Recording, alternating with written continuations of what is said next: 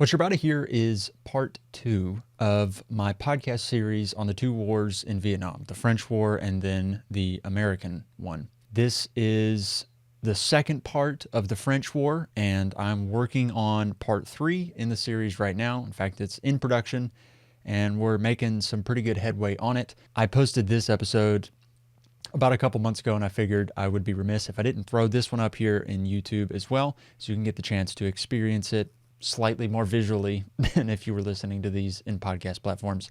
If nothing else, I figured it would be nice to throw these up here and you can see the full gamut of all the things that I'm doing. We're talking about books, history books, fantasy books, all this stuff, and then also there is Compendium. So if this is something that you enjoy, consider supporting me on Patreon. That's kind of like the one-stop shop for if you want to support what I'm doing and all the stuff I'm creating.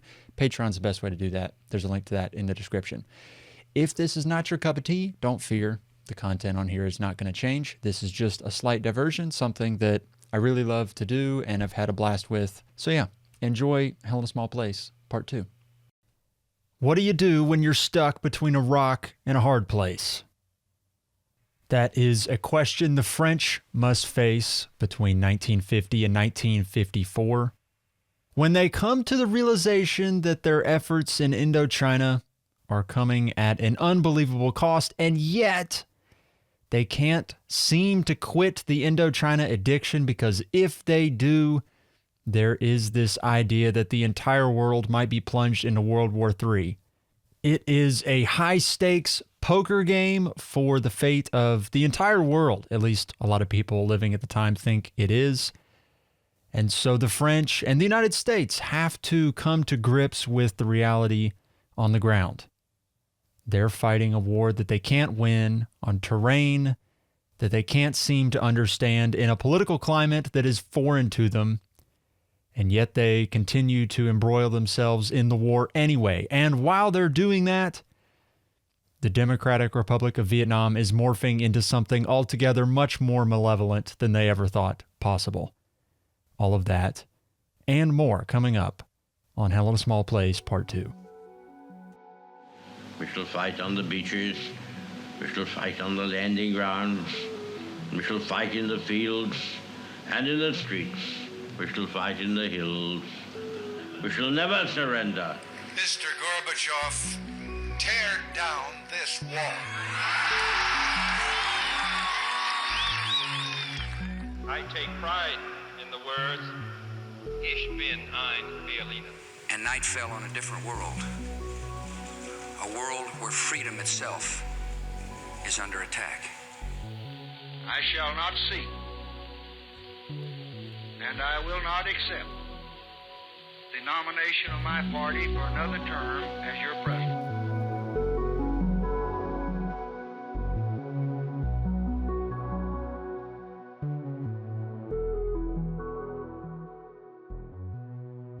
In February 1947, the British informed the United States that they were no longer going to maintain their role as chief police officer, police chief, with regard to foreign policy around the world. They weren't going to be the guy holding the big stick and dealing with all the issues that crop up in keeping world peace. Dean Acheson delivered to State Department officials his domino theory, the idea that if communist blocs got together and they could sort of roll over other small countries, they could, I guess, absorb into this communist nebulous boogeyman empire, and they could create a nemesis that would rival the United States and the entire Western world for dominance on the world stage. With that as the backdrop, Harry Truman delivered a speech to Congress on March 12th, 1947, related to Dean Acheson's domino theory, but also as a statement about what U.S. foreign policy was going to look like in 1947 and beyond. The base of Truman's speech ended up being the backbone of American foreign policy for the next 40 plus years. The speech would come to be known as Harry Truman's fateful hour speech, Because in a lot of minds, this speech was signaling the new way forward, that the United States was answering the European bell, the foreign bell, and it was going to influence everything moving forward. Before America's Congress, President Truman makes the most momentous speech since the death of Franklin Roosevelt. He declares political war on Soviet Russia. In American eyes, Britain is no longer the bulwark against communist expansion. Great Britain finds itself under the necessity of reducing or liquidating its commitments in several parts of the world, including Greece. As in the case of Greece, if Turkey is to have the assistance it needs, the United States must supply it. We are the only country able to provide that help. From now on, it means that anti-communist America will make its influence felt in European affairs. If we falter in our leadership, we may endanger the peace of the world, and we shall surely endanger the welfare of this nation. Great responsibilities have been placed upon us by the swift movement of events. I am confident that the Congress will face these responsibilities squarely. Truman points the way to a new foreign policy.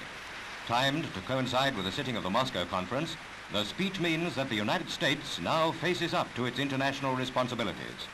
America has decided that her true frontiers are in Europe.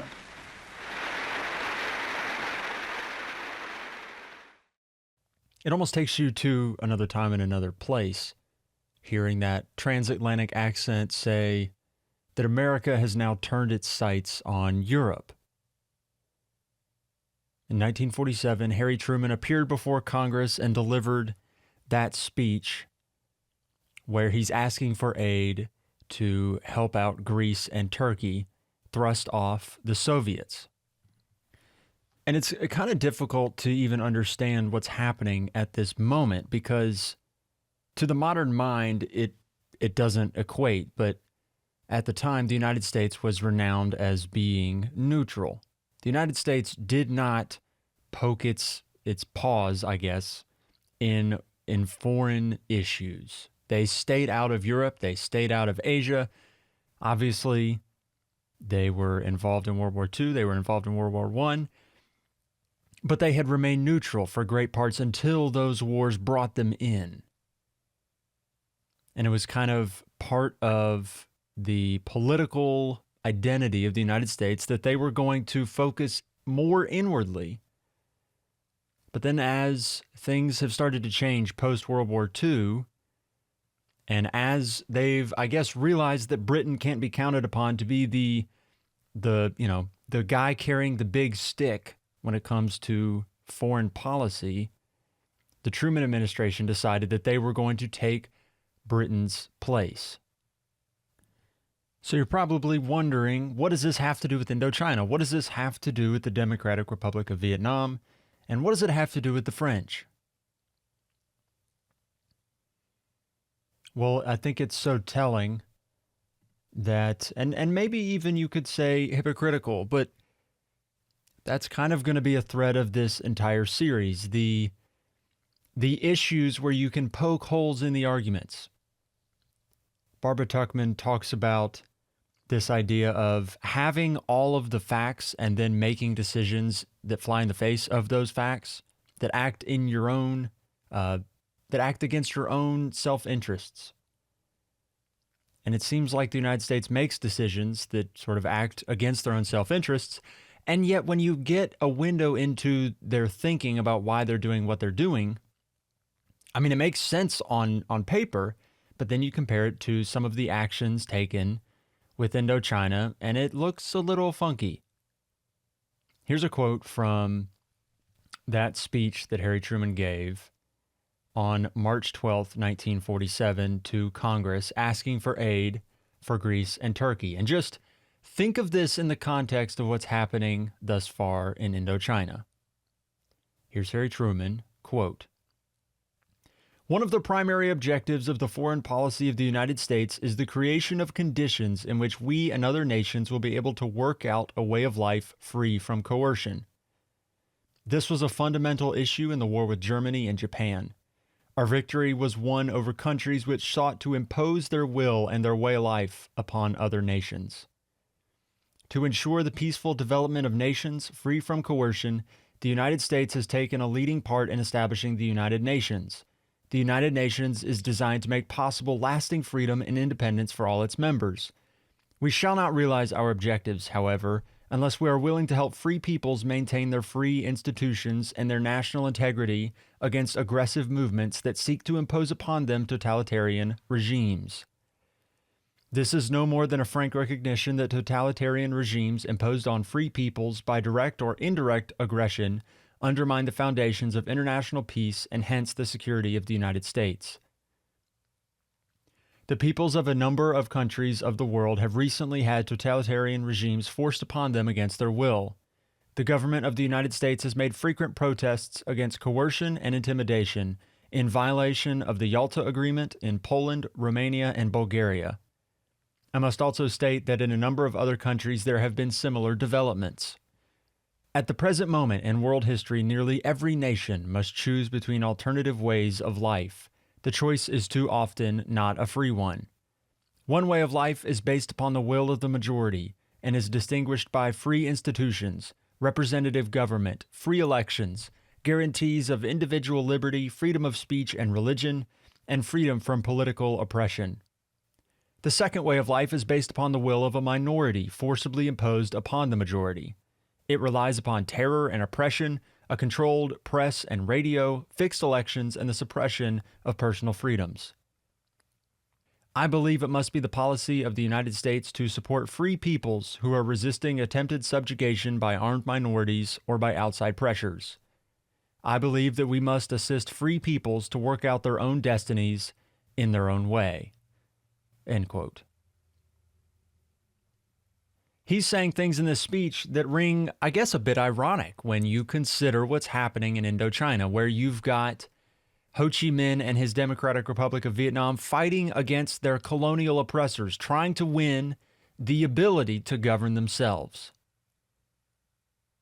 You turn back to that quote that Harry Truman says, "I believe that we must assist free peoples to work out their own destinies in their own way." Isn't that what Ho Chi Minh and his cadres are trying to do?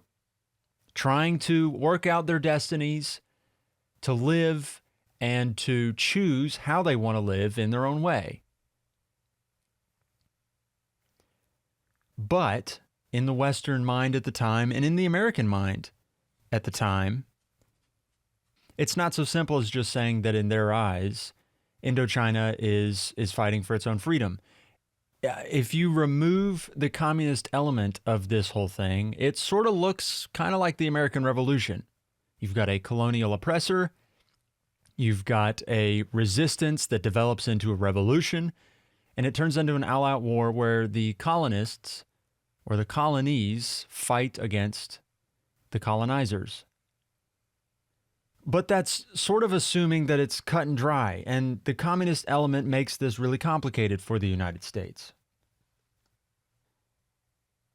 Dean Rusk, who was the Assistant Secretary of State for Far Eastern Affairs, a mouthful of a title, might I add, said at several points, and Dean Rusk, I guess for context, ends up being a pretty formative voice in American foreign policy, specifically when it comes to Indochina.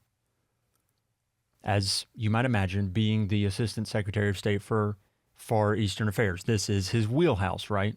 He's going to be one of the guys that has a lot of say in what we do over there. It's his job to be up to date on events happening in the Far East, and that has to do with Indochina, Laos, Cambodia, Thailand, China, and of course, Russia.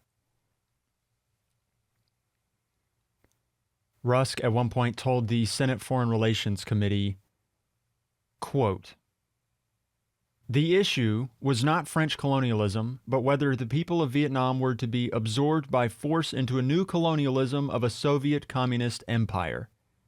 He said that the Viet Minh were, quote, "a tool of the Politburo and therefore part of an international war," end quote. So you get the extra element of the communist part of this. And this is what's so fascinating, because if you were to view this situation through American eyes, communism is like the Sith in Star Wars. You know how you've got the master and the apprentice? There's kind of always two. Well, if you had a situation where perhaps there was a third Sith Lord, maybe there was two apprentices and a master, you might have something getting similar to what we're getting here in the Far East. You've got the Soviets in Russia. They're the master of communism, right? And then China has just gone communist with Mao Zedong. And so they might be like the Darth Maul. They are, coming into their own. They're about to be really, really powerful, and they can totally kick some butt, but they're not quite at the level that Soviet Russia is. And then if you had a third apprentice, an up-and-comer, somebody who hasn't really come into their power yet, but has a lot of potential, that might be Indochina. And so if you view communism as this nebulous boogeyman out there in the East, and it's absorbing other countries into its orbit and creating a colonial regime of its own, what do you do there? And you have to look at this situation as, which would you rather have? We've talked a lot about how America can't stand colonialism. They also can't stand communism. So politically, for the Truman administration, you're kind of stuck in between a rock and a hard place, where you're saying things to Congress and to the world, hey, we should let countries choose how they want to govern themselves, except if that thing that they choose to govern themselves with is communism. But what if you believe Indochina isn't choosing how it's being governed? If you go back even to World War I, to Woodrow Wilson, the United States tends to separate governments from its people. And so at the time, and probably still, this might be a pervading policy choice that is still in vogue even today. But the United States would have viewed this government, this Ho Chi Minh government, as separate from the Vietnamese people. They would have viewed the government as sort of enslaving its people to an ideology that the United States could not tolerate. So, you have all of these elements coming together. You have a government that the United States feels like it needs to topple. But at the same time, there's kind of this element of hope of like, maybe you can work with Ho Chi Minh a little bit. Maybe we can make it to where he's not going to adopt a communist regime, because if he adopts a communist regime, he gets involved in this nebulous Sith Lord web like in Star Wars. And then there's the terrifying what if. Because if Indochina really goes communist and gets absorbed into that Sith Lord web with China and with Russia, and they start all acting as if they've got a hive mind, where the Sith Master is dictating to his apprentices what's going to happen and how they're going to take over the world, that's terrifying. And if you believe that that is a possibility, how far are you willing to go to make sure that doesn't happen? In the case of the United States, they felt like sending weapons and helping out Jean Delattre in the resistance of the Viet Minh regime was going to be key, because they felt like if they could limit the communist bloc to just Soviet Russia and just China, and then sow discord between the two of them and just eliminate the communist element from the third leg of the stool, get rid of that third apprentice, you could work with that. But if you added the third apprentice and you have three countries in lockstep in the Far East, it was going to be really difficult to maintain world peace. So what does the United States do? When Delattre goes over and has his tour of the United States, he ends up securing for the fighting 8,000 general purpose vehicles, 650 combat vehicles, 200 aircraft, 14,000 automatic weapons, and 3,500 radios. They ended up sending 53 million rounds of ammunition and 130,000 tons of equipment to the French. And I say that intentionally. They sent it to the French. Gone, and after Delatre's meeting with the United States. Gone were the pretexts of building up a government that they could support in southern Vietnam. The gloves were coming off, right? It was really time to go to war. And it was time for the United States to, like I said in the last episode, put up or shut up. In 1950, a major change happened in how the Democratic Republic of Vietnam was going to operate moving forward through the rest of the war. And it shaped this major transition in how they approached the fighting. And the reason why we're going back to 1950 is because, parallel to all this stuff that we've talked about in the previous episode, where you get to Vinh Yen, you have the military aspect of things going on, but there's a lot of political stuff happening in the background that, illuminate why everybody's doing what they're doing. And it kind of makes all this stuff make sense. And it informs what happens later on in the conflict. In early 1950, there was a gathering of all of the, leaders of the Democratic Republic of Vietnam. It was called the Third Plenum. And at this Third Plenum, 3 major developments occurred, which were, the building blocks for how everything was going to change moving forward. The first was that in the beginning of 1950, this Third Plenum authorized the transition from guerrilla warfare to the general counteroffensive. And if you'll recall, there's multiple stages that happen in Mao Zedong's kind of approach to guerrilla warfare. First, you've got the true guerrilla, like insurgency aspect of the fighting, where you're blowing things up, you're assassinating people, making those raids on roads, and you're just generally wreaking havoc, making it incredibly difficult for your opponent to operate, to do anything that they want to do. You just make them earn everything that they get dearly. Well, then after you have this period where you've been destroying things, you've been making the opponent earn everything, there's this transition that happens. And there's a couple things that need to happen for this transition to take place. And the major thing, the linchpin that allows you to make a transition from guerrilla fighting and insurgency to the general counteroffensive, the thing that has to happen is you've got to get support from somewhere.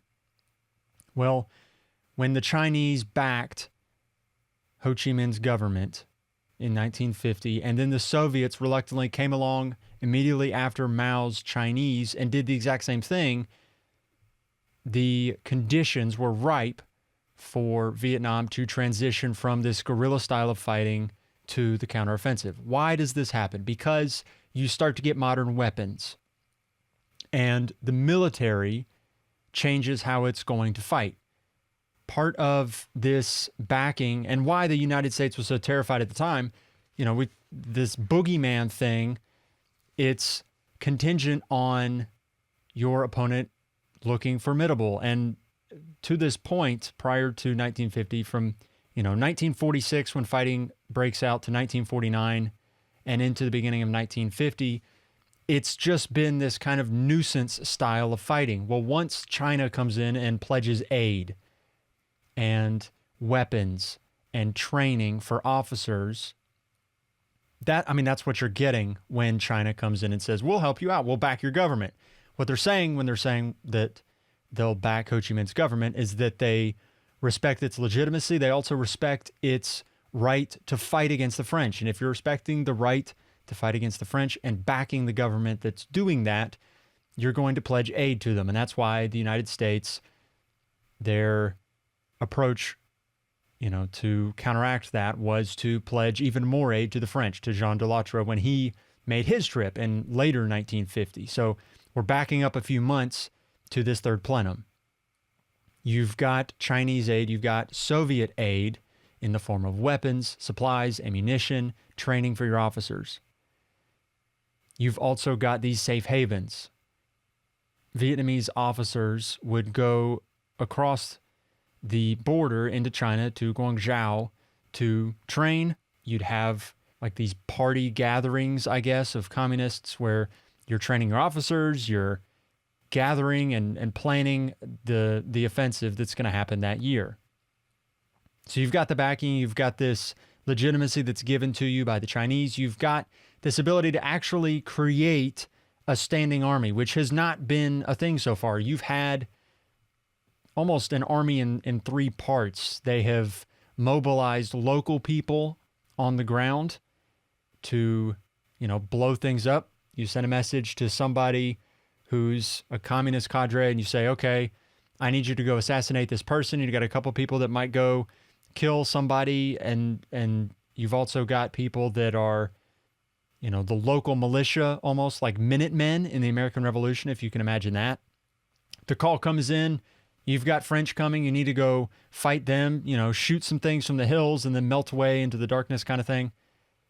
That's part of the whole counterinsurgency part of this. But now, with the legitimacy that the Chinese and the Russians provide, the Vietnamese can establish their own army, a legitimate army that can match the French in the field. So they approve the establishment of the People's Army of Vietnam. And along with establishing the People's Army of Vietnam, they approve a draft.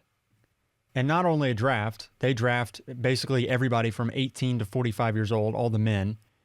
But not only do you draft all the men of fighting age, you also employ people on the home front. And this government has been in a bit of a tricky spot so far. It is a communist backboned government, if you can imagine that, where just about everybody who is in any position of power is a communist, but they are accommodating of nationalists, of people who are not communists, who don't believe in communism as the way forward. But, as it makes sense, they can't just disavow all other creeds prior to right now.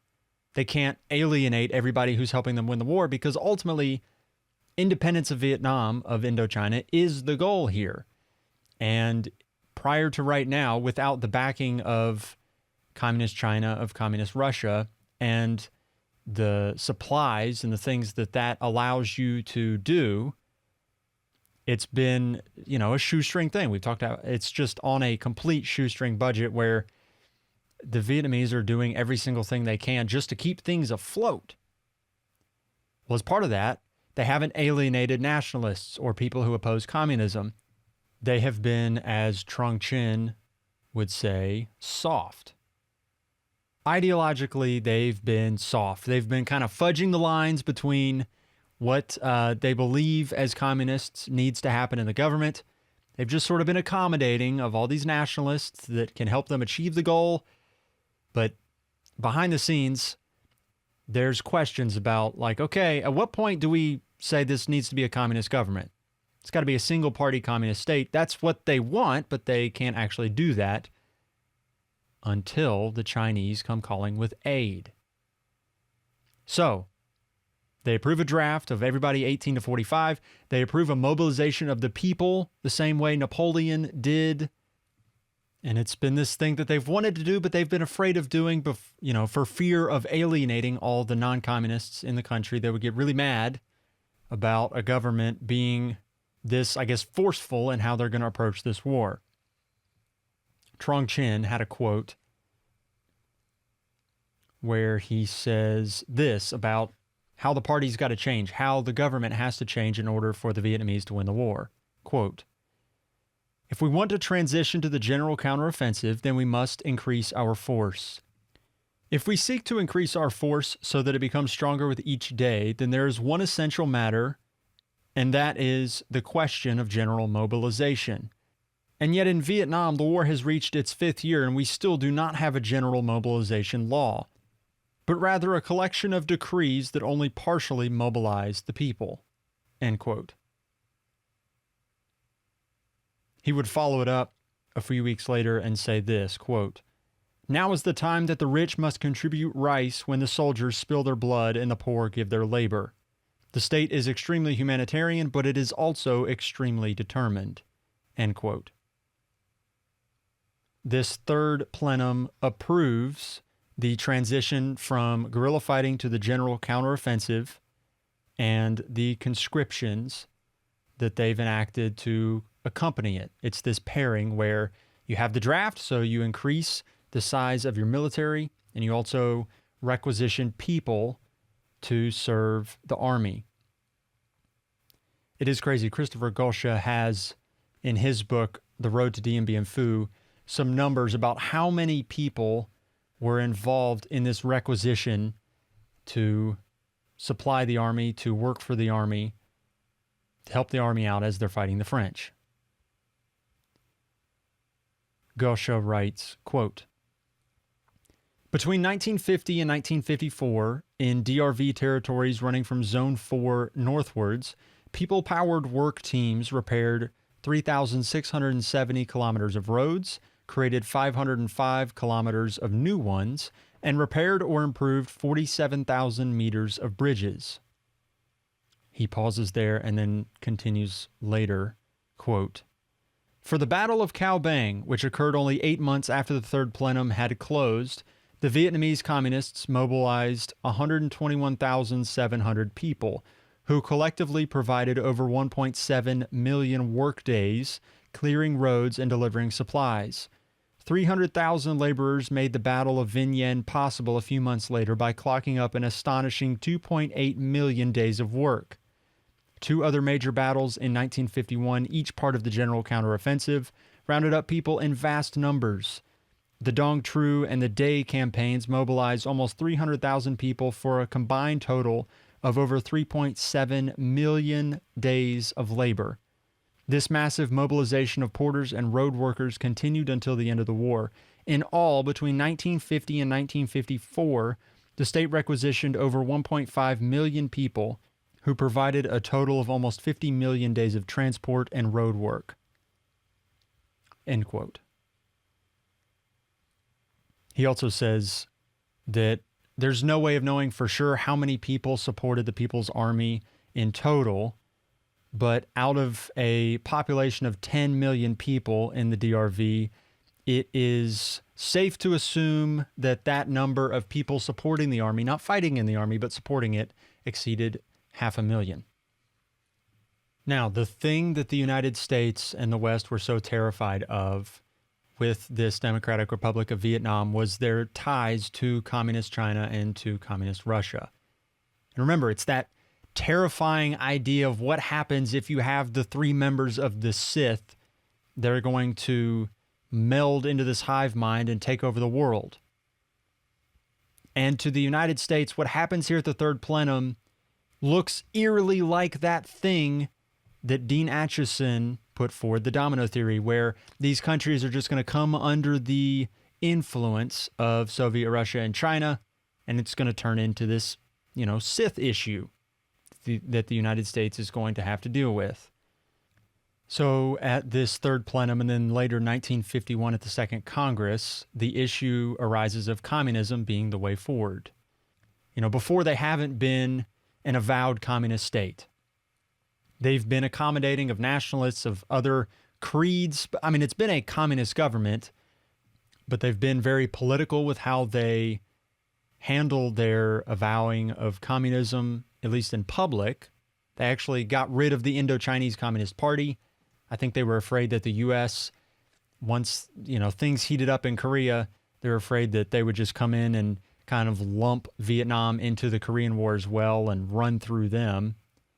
And it's a fledgling state. I mean, they have to be really diplomatic with how they're going to handle themselves because they don't have aid. I mean, it's a shoestring rebellion that's going on.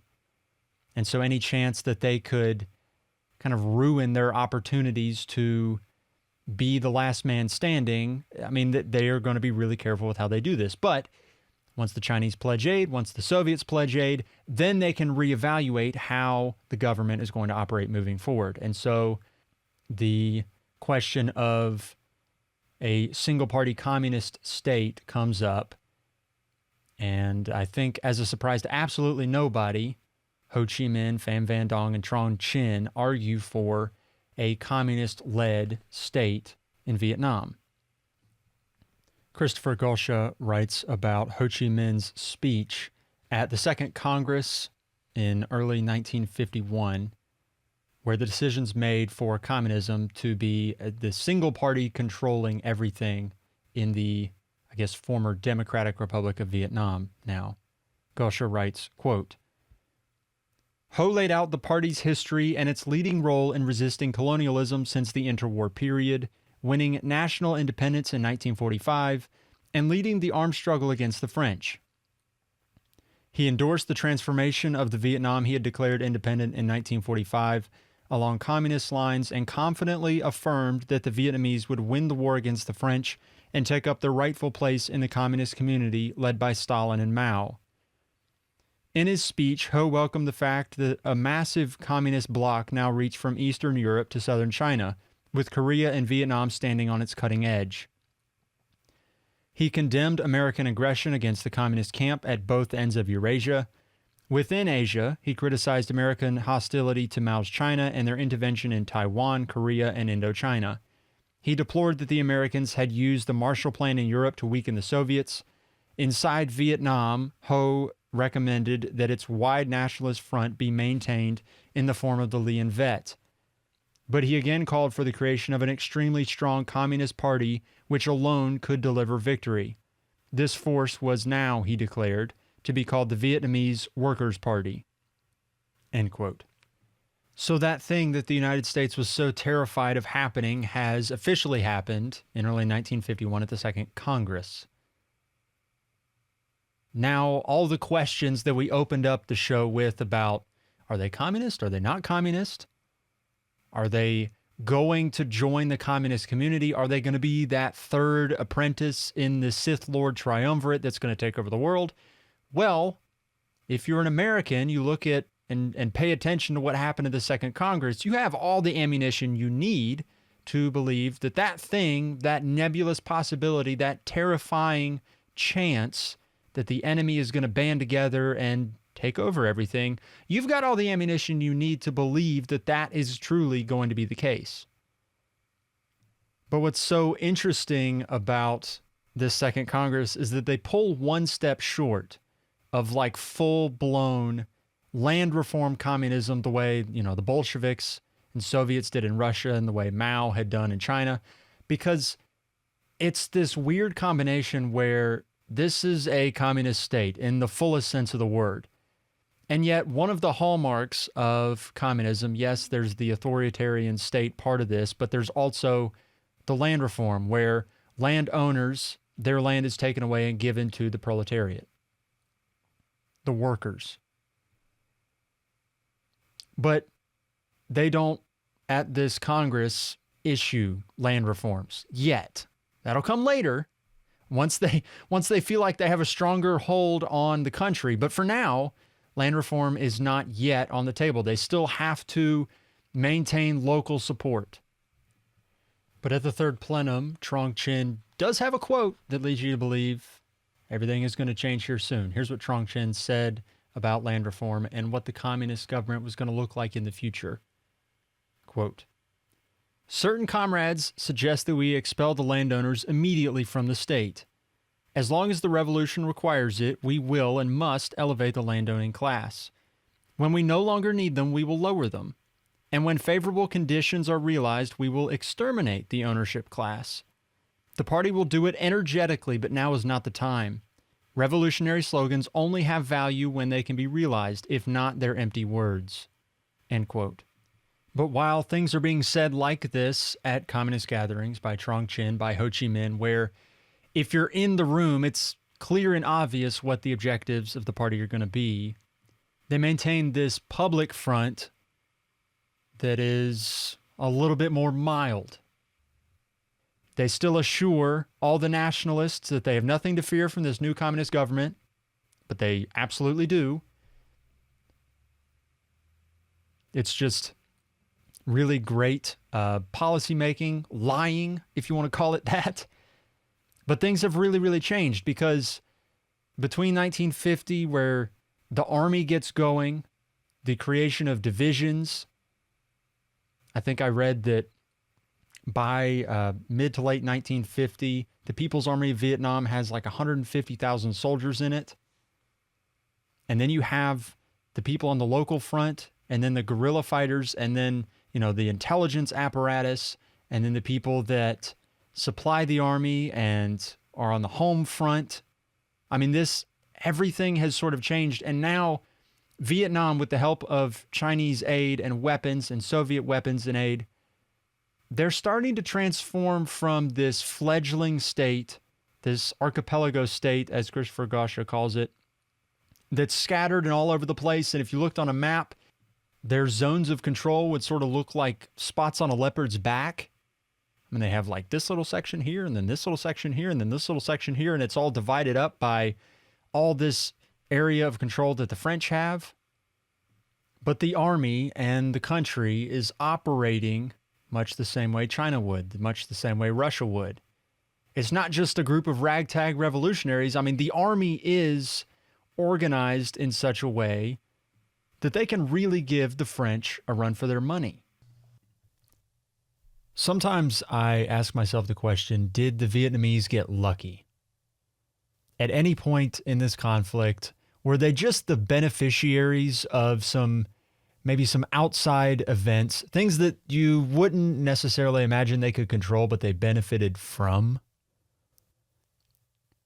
One of those things that may or may not qualify, depending upon your worldview and how you would approach this, is the situation of Bernard de Lattre, the son of General Jean de Lattre. He was a 23-year-old officer fighting in Indochina. I mean, it appears on a piece of paper, right? You flip through a book and you just see, oh yeah, Bernard de Lattre was fighting in Indochina in the armed forces that his father was commanding. Okay, cool. You can take it at face value and carry on. But this is something that is unique in its own way. Typically, aristocratic sons aren't going to be fighting in the military, especially not a military that their father is commanding. This is a phenomenon that is not as common as you would think. I think after World War I and World War II, when all of these sons of influential people were dying, there tended to be an attempt to preserve the youth, if you can imagine that. But anyway, Bernard de Lattre is fighting in Indochina, and maybe I'm reading far too much into it. Like, this might have been for his family. I mean, you've got a father who's a general who fought in World War II, who was an influential member of the Free French movement. He was an influential member in France in general. So maybe it's not all that conspicuous that Bernard de Lattre is fighting in Vietnam as an officer at the age of 23. But in a place called Ninh Binh, Bernard de Lattre was killed. It was said that he was fighting in this kind of cave situation, and he and another officer were in the cave, and a mortar landed near them, and it killed Bernard instantly and mortally wounded the other officer. And it was said that when a messenger came back to tell Jean de Lattre, the general, about his son's death, that all that needed to happen for the message to come across was the person delivering the message walked into General de Lattre's war room, and apparently this person just had like a downcast countenance about themselves. And Jean de Lattre looked up from his table, looked over at the person delivering this message who had just walked into the room, and immediately knew something was off. And apparently, if you are to believe the story and the way it goes, is that Jean de Lattre looked at the messenger, took a beat, and then exclaimed, "Bernard is dead!" He apparently sent a telegram to his wife in Paris after finding out that Bernard had died, saying, quote, "Forgive me for not having been able to protect him," end quote. Jean de Lattre, too, had recently been diagnosed with cancer. In fact, he made a pit stop in Paris for some treatment on his way back from that trip to the United States, where he secured an increased promise in vehicles, weapons, and supplies. I try to put myself in Jean Delatre's shoes in this situation where you're commanding a war that is sapping all of French resources. I mean, I think there's a quote from Pierre Mendès France when he is delivering a speech, and he says something like it's taking up 1/6 of the entire French yearly budget to maintain the fighting in Indochina. And this is also with the boost in equipment that the United States is sending them as well. It is sapping like the entire West, and Jean Delatre is taking all of this upon his shoulders. He's been diagnosed with cancer, so he's weakening physically, and then on top of all of that, oh yeah, his son gets killed. What does that do to a guy like Delatre? A veteran, a hard man, a guy who fought in World War II, who was in a German prison during World War II. I mean, this is a steely guy. And all of the pressure that this war is putting on him to have that personal loss as well. Like, you have to imagine at a certain point, not that your psyche would break or anything like that. I mean, you read about some generals in World War I and World War II breaking under the stress of the offensives that they're putting together and just the pressure. Your entire country is relying on you to pull through for them. And in that sense, that is true for Delatre here. I mean, all of France is hoping for relief, from their budget, from their national pride. This is a war that France has to win. Has to. The stakes are everything. The stakes are France's entire, image worldwide. The national pride is at stake, I guess. And not only that, they are throwing, darn near everything in the kitchen sink into the effort to defend a colony. I mean, this is not something that France would want to be throwing as much effort into as they are throwing into. And then there's the added pressure from the United States, from England, for France to hold the line, to be the backbone of the West's fight against communism. And the guy that all of this pressure kind of narrows down on is Jean Delatre. And he's got cancer, and his son was just killed. I've sat trying just to imagine what that would do to a guy like Delatre, and I could never know. But just in the words that he sent to his wife in France, I'm sorry I couldn't protect him. I mean, it seems like kind of just the cookie cutter. I mean, what cookie cutter letter is there to send to your wife that your son has died? But I mean, if you're going to send one, it's something like, I couldn't protect him and I'm sorry. But I mean, what does that do to you as a father? What does that do to you as a man? I can't imagine the pressure and the stress and the anxiety that would come with a situation like this, a war that you can't seem to win. Indochina is the addiction that France can't kick. And Delatre's the guy trying to kick it, and he just can't, and they're so feisty, and they just, it's like this damn bug that just won't go away. And then there's the personal sacrifice and loss kind of lumped in on top of it. And it had to be just exhausting. In November 1951, Jean Delatre attended a party in Paris, France. He was there ostensibly for a high-level Indochina meeting, but he was also there kind of subtly to receive a major operation on his cancer. And while there at this party, he encountered the novelist Graham Greene. And Greene had met Jean Delatre previously, so he had the point of reference to see the changes that had happened to the general. According to Green, quote, "The changes were startling," end quote. He said also that, quote, "his rhetoric of hope was wearing painfully thin," end quote. Jean Delattre stayed in Paris for 2 operations, one in December and then one on January 5th.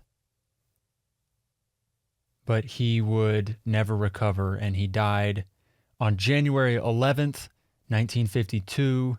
And apparently his last words were, "Where is Bernard?" Frederick Logeval writes about Delatre's impact on the war in Indochina and his approach that he had taken throughout the war in Indochina. Quote, "Critics could reasonably respond that he would have been wiser to concede the North and Center and focus instead on strengthening Cochin China. And it's certainly the case that Delattre faced deep structural problems in his vow to preserve all of Indochina within the French Union. He himself was aware of these problems, not least the lack of broad popular support for the Bao Dai regime and the unwillingness of anti-communist Vietnamese to fight for the cause. More than his predecessors, he worked to build up the VNA and more broadly to mobilize the population in French-held areas to actively back the war effort. At the same time, Delatre's dictatorial methods alienated many Vietnamese, who also found his definition of Vietnamese independence far too restrictive. In one breath, he would say he fully supported Vietnamese nationalist aspirations. In the next, he would demand full popular loyalty to the French Union and to himself as France's representative." Logeval continues, quote, "In this way, Delattre, for all his military sagacity and dazzling leadership, for all his daring and elan," Logeval writes, "he was cut from the same cloth as the High Commissioner who went before. His parting comment surely is telling, never did he fully comprehend Indochina." End quote. I'll be honest, I would personally cut Jean Delattre a bit of slack for not fully comprehending Indochina. Because he's not the first and he's not the only. He certainly won't be the last person in a position to make decisions about Indochina to not fully understand what he's signed up for, what it takes to defeat the communists. He'd been working to establish a military in Vietnam, a Vietnamese military in Vietnam. And it always came down to this problem where they just couldn't ever generate the popular support needed to have a functioning military, a Vietnamese military. And he would lean on Bao Dai to generate that popular support, but Bao Dai wasn't ever fully bought in. It was like Frederick Logeval said, it was that issue where in the one breath, Jean Delattre was a proponent of nationalist goals for the Vietnamese, promoting a Vietnamese government of self-government. And yet at the same time, he still felt like in his heart of hearts that Indochina was still a French colony. And I don't think he ever gave up on the idea of empire, that Indochina would always be a French colony, and that this war in Indochina wasn't just a war to, kick communism out of Southeast Asia. It was a war to maintain France's holdings in Southeast Asia. It was a nationalist war for the French, just like it was a nationalist war for the DRV, for the communists in northern Vietnam. And as their representative, as France's representative in Indochina, Jean Delattre defended French goals and aims the entire time he was there. And at the end, when he was accepting aid from the United States, after he made his journey to the United States to secure the aid, they just bypassed the Bao Dai regime altogether.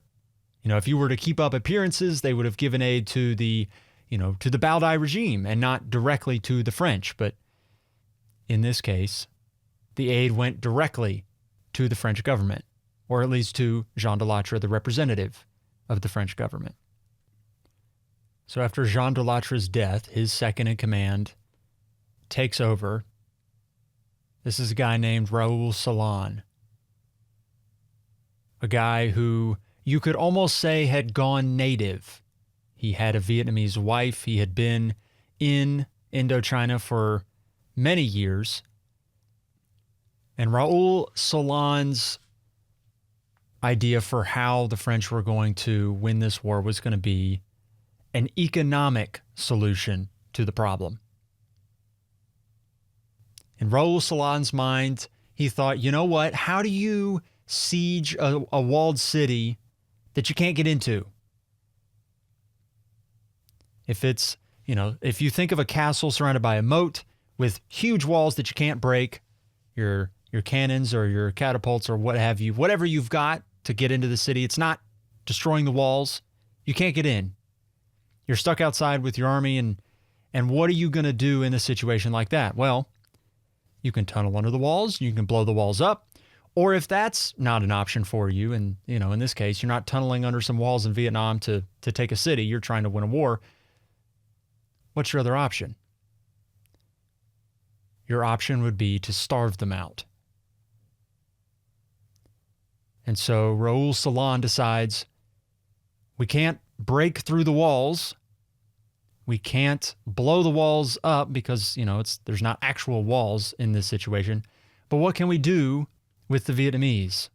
What can we do with the People's Army of Vietnam that has been giving the French fits? We can starve them. In 1951, the head of the Communist Party in Vietnam, Trong Chinh, said that there was a third general fighting in this first Indochina War. In 1951, de Lattre was still alive and in charge of French forces, and Giap was his counterpart. So you had those two generals, but Trong Chinh insisted that there was a third. This third general, Trong Chinh said, was a man named General Rice. And Chin said that of General Rice, nobody could see him, but everybody knew he was there. Christopher Gauchet, in his book, The Road to Dien Bien Phu, quotes one of the French planners of their Rice offensive or Rice War. He writes, quote, "Both sides are agreed on one thing. The battle for Rice is equal in importance to the one between armies. Victory will go to those who know how to control the Delta's rice granaries." End quote. Part of the reason Vo Nguyen Giap had invaded the Delta, where he fought the Day River battles, where Bernard de Lattre passed away, where he fought at Vinh Yên. The whole purpose, or one of the purposes for this offensive, was the rice crop that could be gathered from the Delta. You see, the problem that the Vietnamese had at this point in the war was in feeding their army. You've got all these individuals, and yet the French at this point controlled the Delta, where a massive portion of Vietnam's rice export was coming from.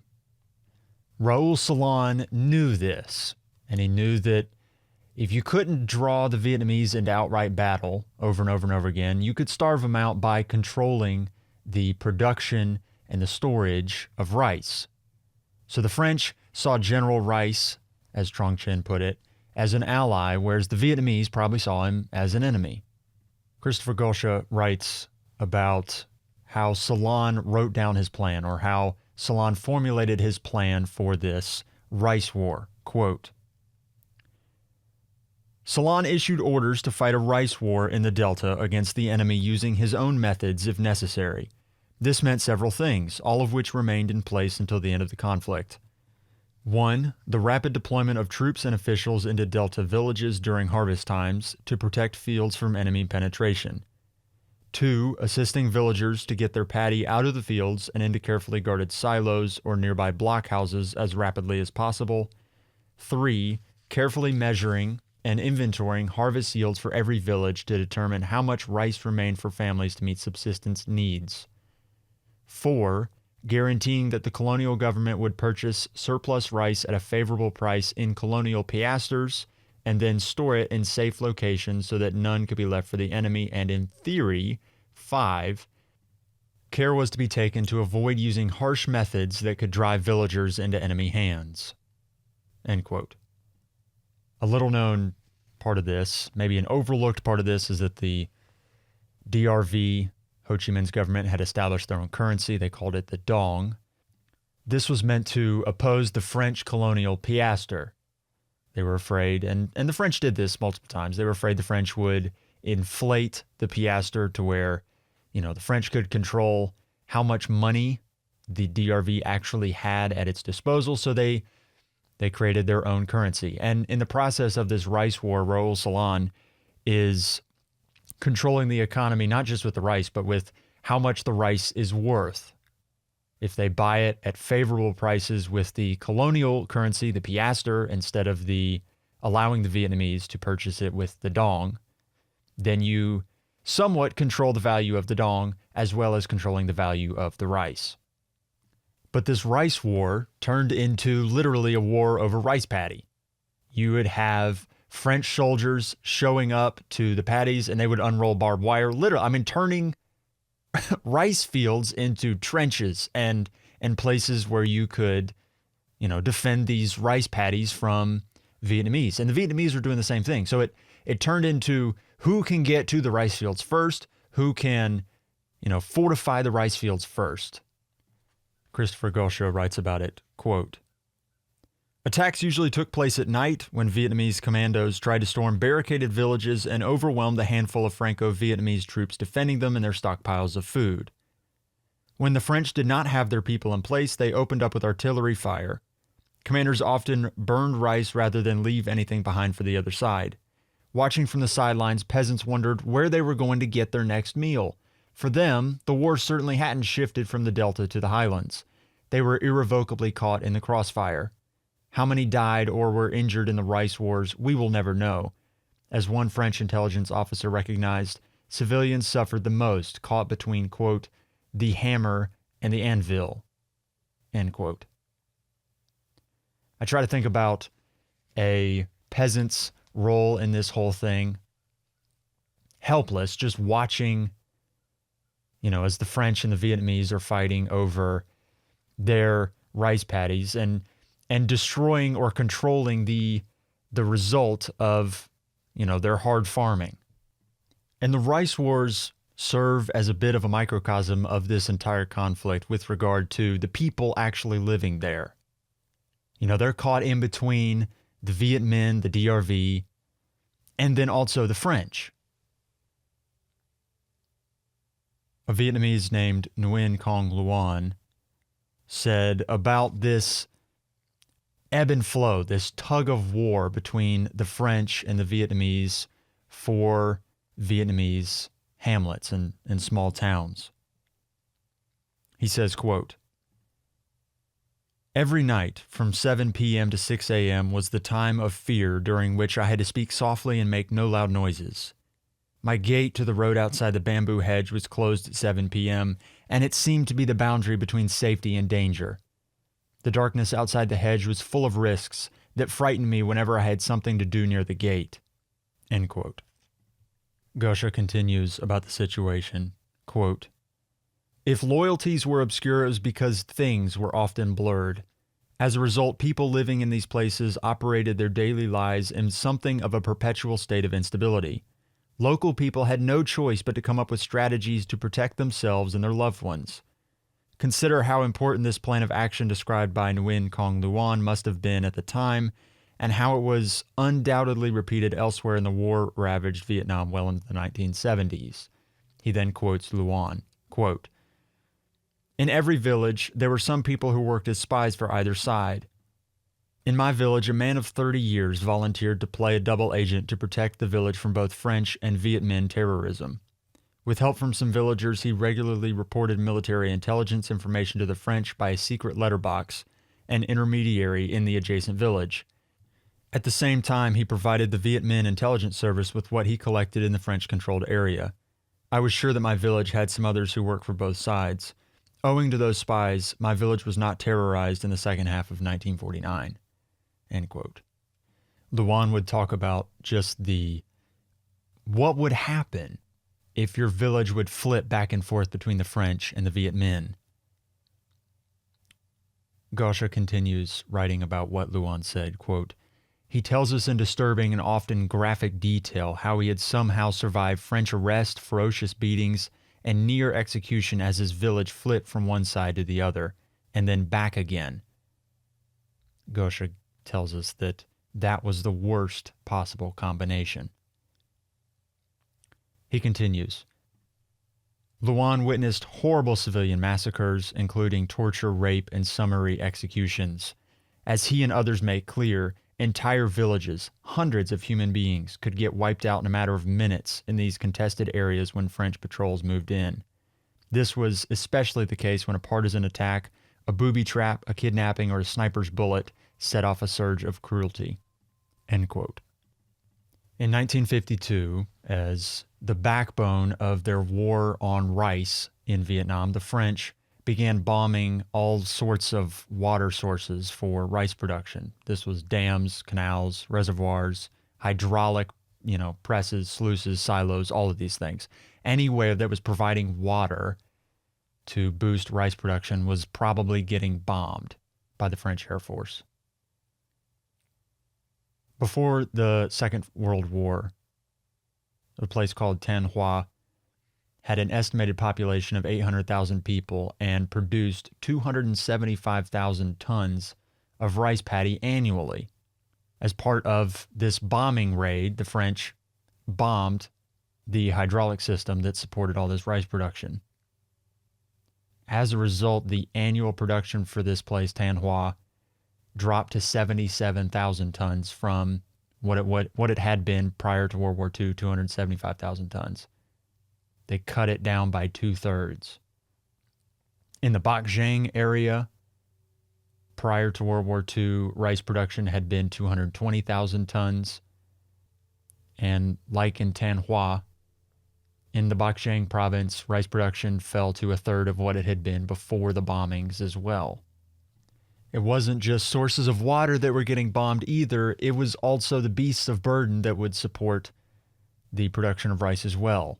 According to Christopher Gaucher, the French ended up killing 3,594 water buffalo. At one point, there's a report in 1953 that bombers dropped 4 napalm bombs and killed 152 water buffalo all in one go.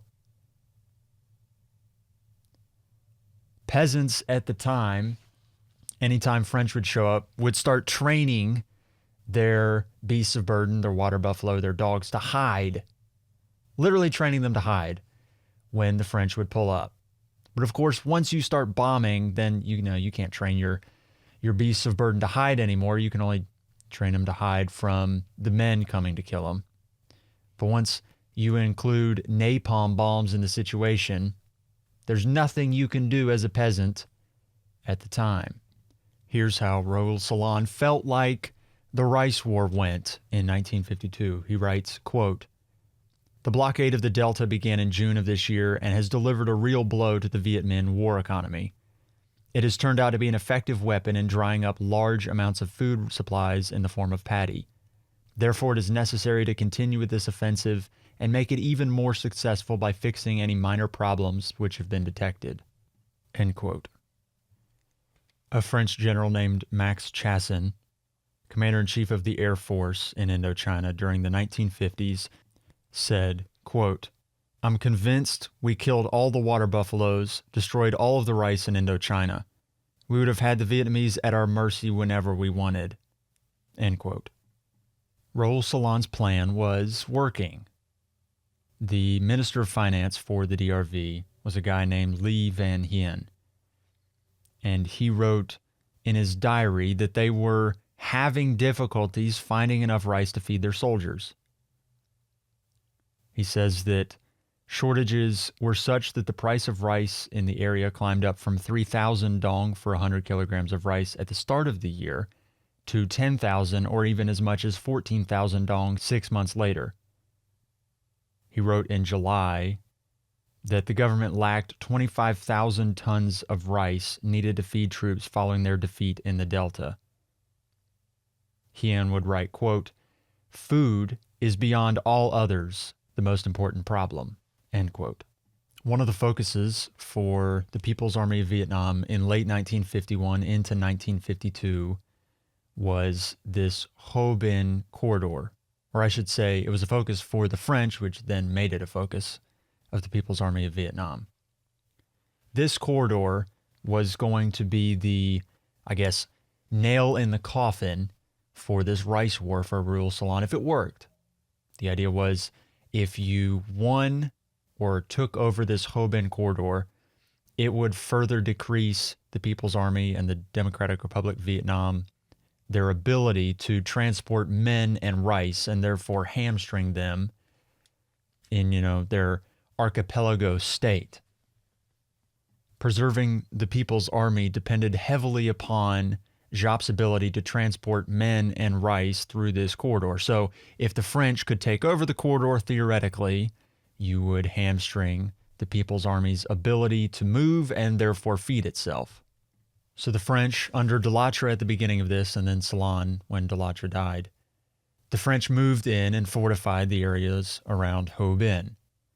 And you can tell this is important because Vo Nguyen Giap, he's got 5 divisions in his army at this time, and he sent 3 of them to deal with Ho Binh. And Ho Binh is north of this delta that he's been fighting over now for the better part of a year. He left 2 divisions to sort of police the delta, and he sent the other 3 that had been blooded in his fighting in 1951. He sent those 3 to invade Ho Binh.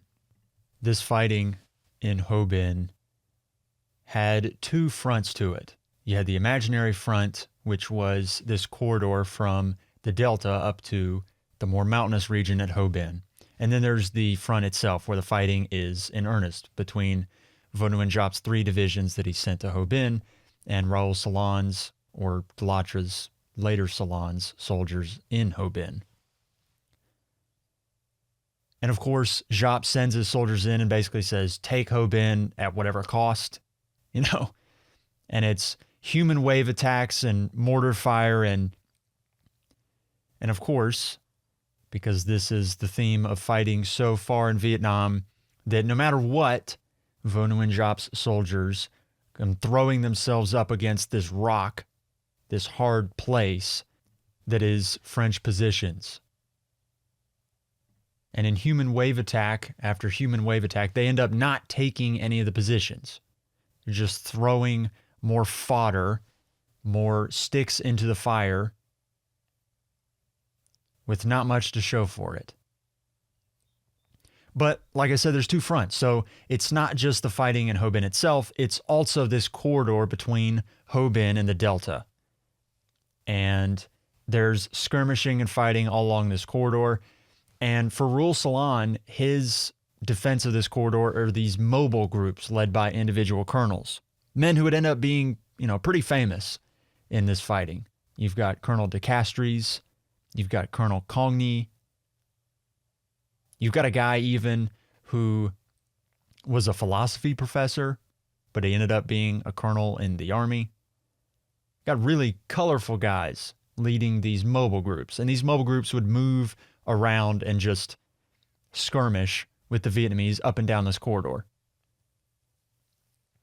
But eventually, after enough fighting and enough losses, Ruel Salon realized that the defense of Ho Binh was going to be at the cost of the delta. You could either defend the delta adequately or you could defend Ho Binh adequately. And Ruel Salon knew, as everyone knew, that the delta was paramount. That's where the rice came from. That was the better defensible position. So he pulled his soldiers back, not because they lost, as the French would tell you. The French would tell you they never lost in the open field to this point. So not because they have lost in the field, they pull back, and the Vietnamese take over the positions at Ho Binh, regain that corridor. There's a couple initial implications, things you can read into the battle at Ho Binh that will inform what happens later on in the fighting in the war. Firstly, the Vietnamese almost exhausted all their food supplies for the People's Army at the Battle of Ho Bin. It's a 3-month operation. And they had been struggling mightily to feed and supply their forces thus far. And at Ho Bin, they almost got to the breaking point. So strategists, Vonu and Jap, chief among them, realized they had to move and begin operating from advantageous places where they could more easily supply their troops. Ho Bin stretched them to the breaking point. They realized if they were going to win, if they were going to, continue this metamorphosis from the tiger who jumps out every now and then, rakes out chunks of the elephant, jumps back into the forest, if they were going to change from that tiger into an elephant of their own making, they were going to have to supply their forces better. Ho Bin was the lesson in this. For the French, it signaled, I guess to the French, but also to the Vietnamese, that the real goal, the gem of French military holdings in Vietnam at this point was the Delta, the Red River Delta. By giving up Ho Bin, you are giving up a holding in the mountains for a stronger position that you can hold in the Delta. And so with these things that the Vietnamese have discovered, they decide that their next approach, their next offensive, is going to be one where they spread north and west into more mountainous regions that they can supply their troops better from, that they can force the French to come to them. Bernard Fall writes about this eerie situation where French soldiers start to realize that there's going to be an offensive on Nie Lo. Quote, in less than 6 days after the first crossing of the Red River, the 308th Division had swept ahead of itself all of the small French outposts and had appeared across 40 miles of jungle in front of and around Nie Lo. Here again, the communist penetration had followed the usual pattern. A few days before the beginning of the actual attack, the villages surrounding Nie Lo began to be deserted by the adolescents and the men first, and women and children later. Then, the usual French contacts. Local tribesmen serving as agents for French intelligence would cease to report in, sending their wives instead to plead that their husbands were away on a hunt or sick or far away at the marriage of a distant relative. To the experienced French officer, these symptoms were clear enough. A Viet Minh attack was in the process of being built up. End quote. Fall continues on to say that the French swept around the surrounding villages searching for Viet Minh soldiers, and they found nothing. And so when the Vietnamese did inevitably attack, there was very little resistance, and they just steamrolled the French. Here's how Max Hastings describes how it went down. Quote, then in a series of assaults that began on October 17th, they overran a chain of posts. Marcel Bigard's para-battalion covered the retreat of the surviving detachments toward the Black River in a series of actions that became a nightmare legend. They were obliged to abandon their wounded, and local people later reported finding Bigard's trail adorned with the severed heads of those left behind, set on stakes by the Viet Minh. End quote. There's a French officer who was taken prisoner during the battle, and he has a quote later writing about his experience in this fleeing from Nie Lo when you've got this small section led by Marcel Bigard, and it turns into this fighting retreat where they're trying to get away from the Vietnamese, but they don't know where they're going. They're in the mountains. They're, dehydrated. They're not supplied.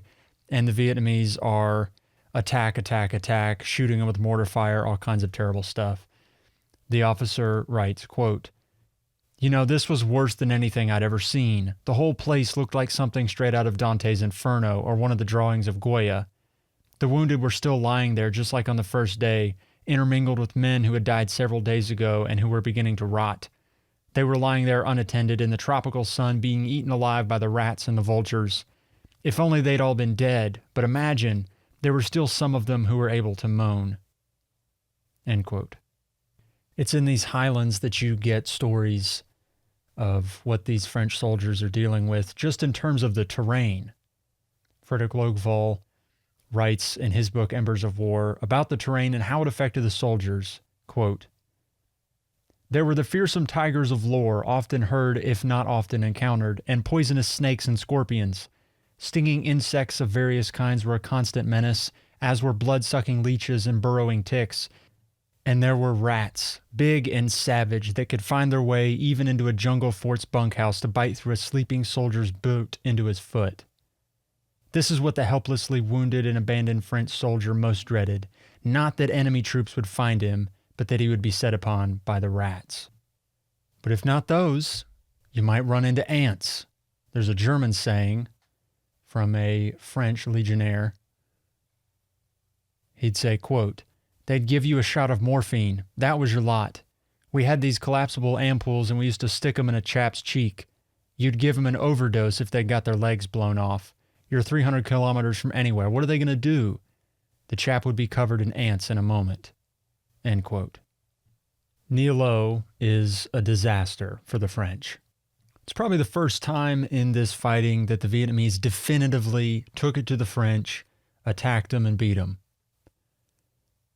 And there are implications aplenty from Niello. First of all, Vo Nguyen Giap develops this inflated view about what his soldiers are capable of doing in the field.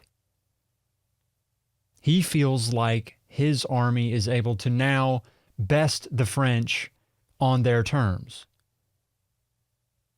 For the French and for Raoul Salan, they realized that a couple things had gone wrong at Niello, and they were going to remedy the situation by reinforcing some positions instead of just leaving these outposts with a few men out in the middle of nowhere.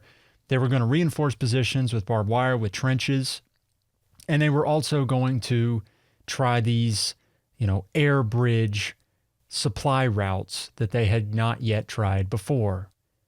By that I mean you have an airstrip that is surrounded by defenses, and at this airstrip you can then drop in supplies for your soldiers. So theoretically, if they are, barricaded in with all of their trenches and all the barbed wire, they don't feel like the Vietnamese are going to take them at these entrenched positions. And if you can supply those soldiers in those entrenched positions, the French feel like they can hold out indefinitely.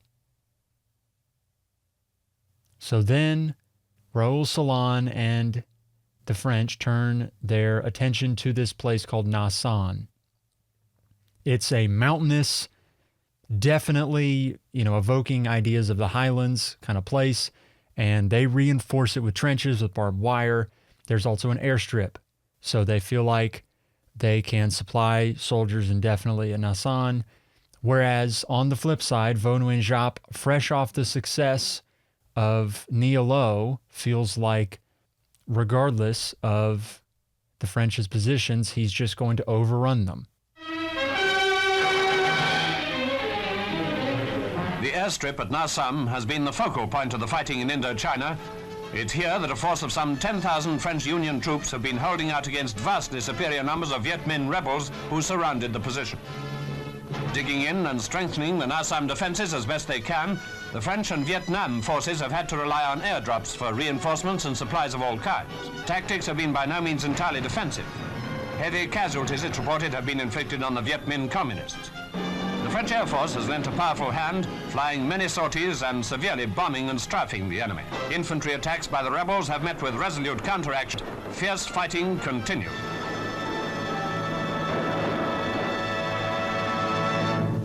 This was the spot where Vo Nguyen Giap decided to test his theory and see how far the People's Army of Vietnam had come in terms of contending with the French in pitched battle. In 1951, at Vignane, it didn't work. The French mopped the field with them, as it were, but at Nha San, where Vo Nguyen Giap thought that the French only had like partial divisions, he didn't realize how heavily fortified they were. He didn't understand that the French were easily, reinforced with supplies and things like that with this air bridge that they had built with the airstrip. And at this point, the Vietnamese didn't have any sort of anti-aircraft weaponry that was going to be super useful. So they couldn't do anything about the supply line that the French had. But he still thought that with all the information he did have, I mean, what he really thought was that he was going to get into was there was probably going to be like 5,000 French soldiers, and he anticipated that they would be entrenched, but he thought that, through the power of communist ideology and overwhelming numbers, they were just going to flood over the French soldiers like water over a river rock. Fighting started November 23rd, 1952. And of course, the Vietnamese attacked with the cover of night so that they couldn't be caught in the open with napalm the way they had been at Vinh Yên. This was the wrinkle, the halftime adjustment in their fighting strategy.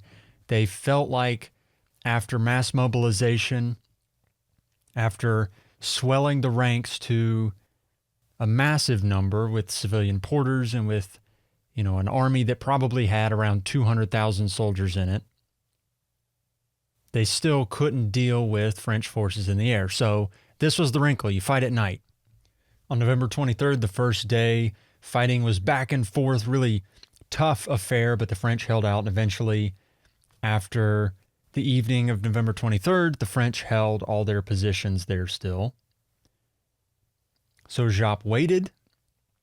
But again, he didn't realize that the French could be reinforced, that they had this land-to-air bridge where they could get supplies, but also they could get more troops. Well, the French reinforced, and a week later, the Vietnamese attacked again, this time on November 30th, and they used water buffalo this time to clear out, entrenchments, this barbed wire that the French had set up. It's really funny if you think about the ways that military commanders have adapted to a situation. You wouldn't think of just immediately using water buffalo, right? But it is a pretty ingenious way to, get this wall of water buffalo in front of your men to clear out the entrenchments, to clear out the barbed wire so that they suck up all that damage, and then your soldiers come in behind them and, shoot up the French. Fortunately, it didn't quite work. The water buffalo caused this melee, and it turned into a slaughter, and the Vietnamese were pushed back once again. But not to be brought down by his failure so far, Vo Nguyen Giap decides to attack again a third time, and a third time he is repelled. There's reports of Vietnamese bodies tangled up in the barbed wire, bloated, distended at all different crazy angles. Giap would chalk up the loss to a lack of communist fervor, I guess. They didn't believe the ideology strong enough and therefore were defeated. Realistically, the reason why the Vietnamese couldn't win in their second pitched battle attempt was because they underestimated the French forces at Nha San, and they couldn't deal with this this land-to-air resupply line that the French had fashioned here with the airstrip. So the Vietnamese don't think that there's as many French as there are.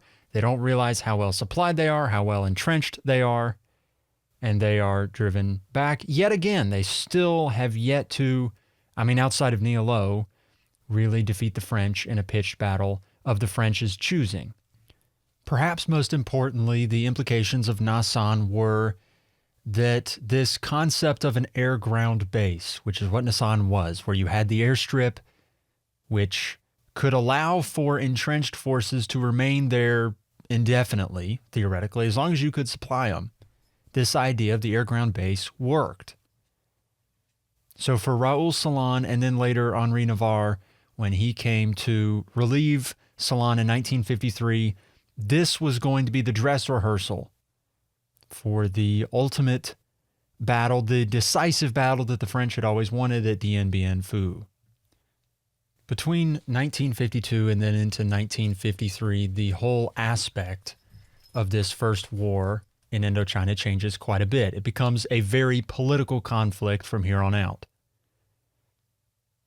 In 1952, the United States footed 40% of the war bill in Indochina. The French footed the other 60%, and that 60% was about 1/6 of the entire French budget for that year. The French forces in Indochina at this point, in early 1953, numbered about 500,000 men. It was a combination of French soldiers and then, a group from all over the French Empire. It was Algerians, Moroccans, Vietnamese. They had finally put together their own version of the People's Army of Vietnam, which had close to 200,000 men in its own right. But the United States gets a new presidential administration, this time led by Dwight Eisenhower. And in a slight deviation from the Truman administration, the Eisenhower administration stressed the importance of Indochina as the bottleneck in all of Southeast Asia, perhaps more than the Truman administration did. One of the central goals of the Eisenhower administration was to bring an end to the Korean War, which they did in 1952. Dwight Eisenhower negotiated the armistice with the Chinese. But even earlier than that, in 1951, there's an Eisenhower quote where he's talking about Indochina. He says, quote, "The French have a knotty problem in Indochina. The campaign out there is a draining sore in their side. Yet if they quit and Indochina falls to the commies, it is easily possible that the entire Southeast Asia and Indonesia will go, soon to be followed by India. That prospect makes the whole problem one of interest to us all. I'd favor heavy reinforcement to get the thing over at once, but I'm convinced that no military victory is possible in that kind of theater. Even if Indochina were completely cleared of communists, right across the border is China with inexhaustible manpower." End quote. A common theme of this entire show is going to be the recognition by the United States that Indochina, namely Vietnam, is of central importance to the Southeast Asian theater, and yet realizing, especially with the Eisenhower administration and then onward, that you can't win militarily in Vietnam. And so what does the U.S. do? They pour resources into the fighting there. Soon after Eisenhower takes over the presidency, the United States sent some 900 combat vehicles, 15,000 assorted other vehicles, 2,500 artillery pieces, 24,000 automatic weapons, 75,000 small arms, and almost 9,000 radios. Additionally, the French had received 160 F-6F and F-8F fighter planes, 41 B-26 bombers, 28 C-47 transports, plus 155 aircraft engines, and 93,000 bombs. That is from Frederick Logval and Embers of War. I found a picture of French soldiers fighting in the Laotian Highlands, which is just to the west of Vietnam proper. It ends up becoming, as the Vietnamese are moving west after Nha San and after Nie Lo, there ends up being a lot of fighting in Laos and then in western Vietnam. There's a picture of a French soldier in the highlands. And if you look closely, or maybe you don't even need to look all that close, you realize it looks exactly like American soldiers fighting in World War II. In fact, if you didn't know it's a picture from fighting in Indochina, you would think it's a picture from World War II. Because the French forces at this point are outfitted in American gear, they're flying American planes, they're shooting American guns. And just like the Chinese are reinforcing the Vietnamese, and the Vietnamese are shooting Soviet and Chinese guns, wearing Soviet and Chinese gear, driving Soviet and Chinese trucks, the French are doing the exact same, except it's U.S. gear.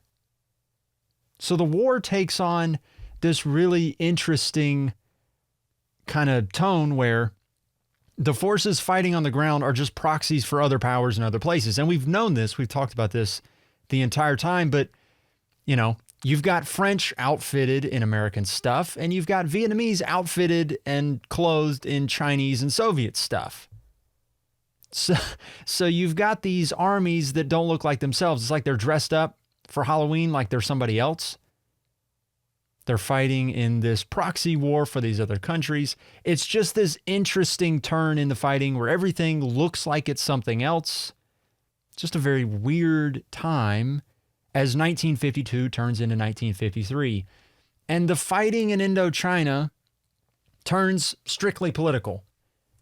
Because at this point, the French change leadership once again. A new government is elected in France, and this government immediately changes leadership in Vietnam. They relieve Raoul Salan of his duties and appoint Henri Navarre.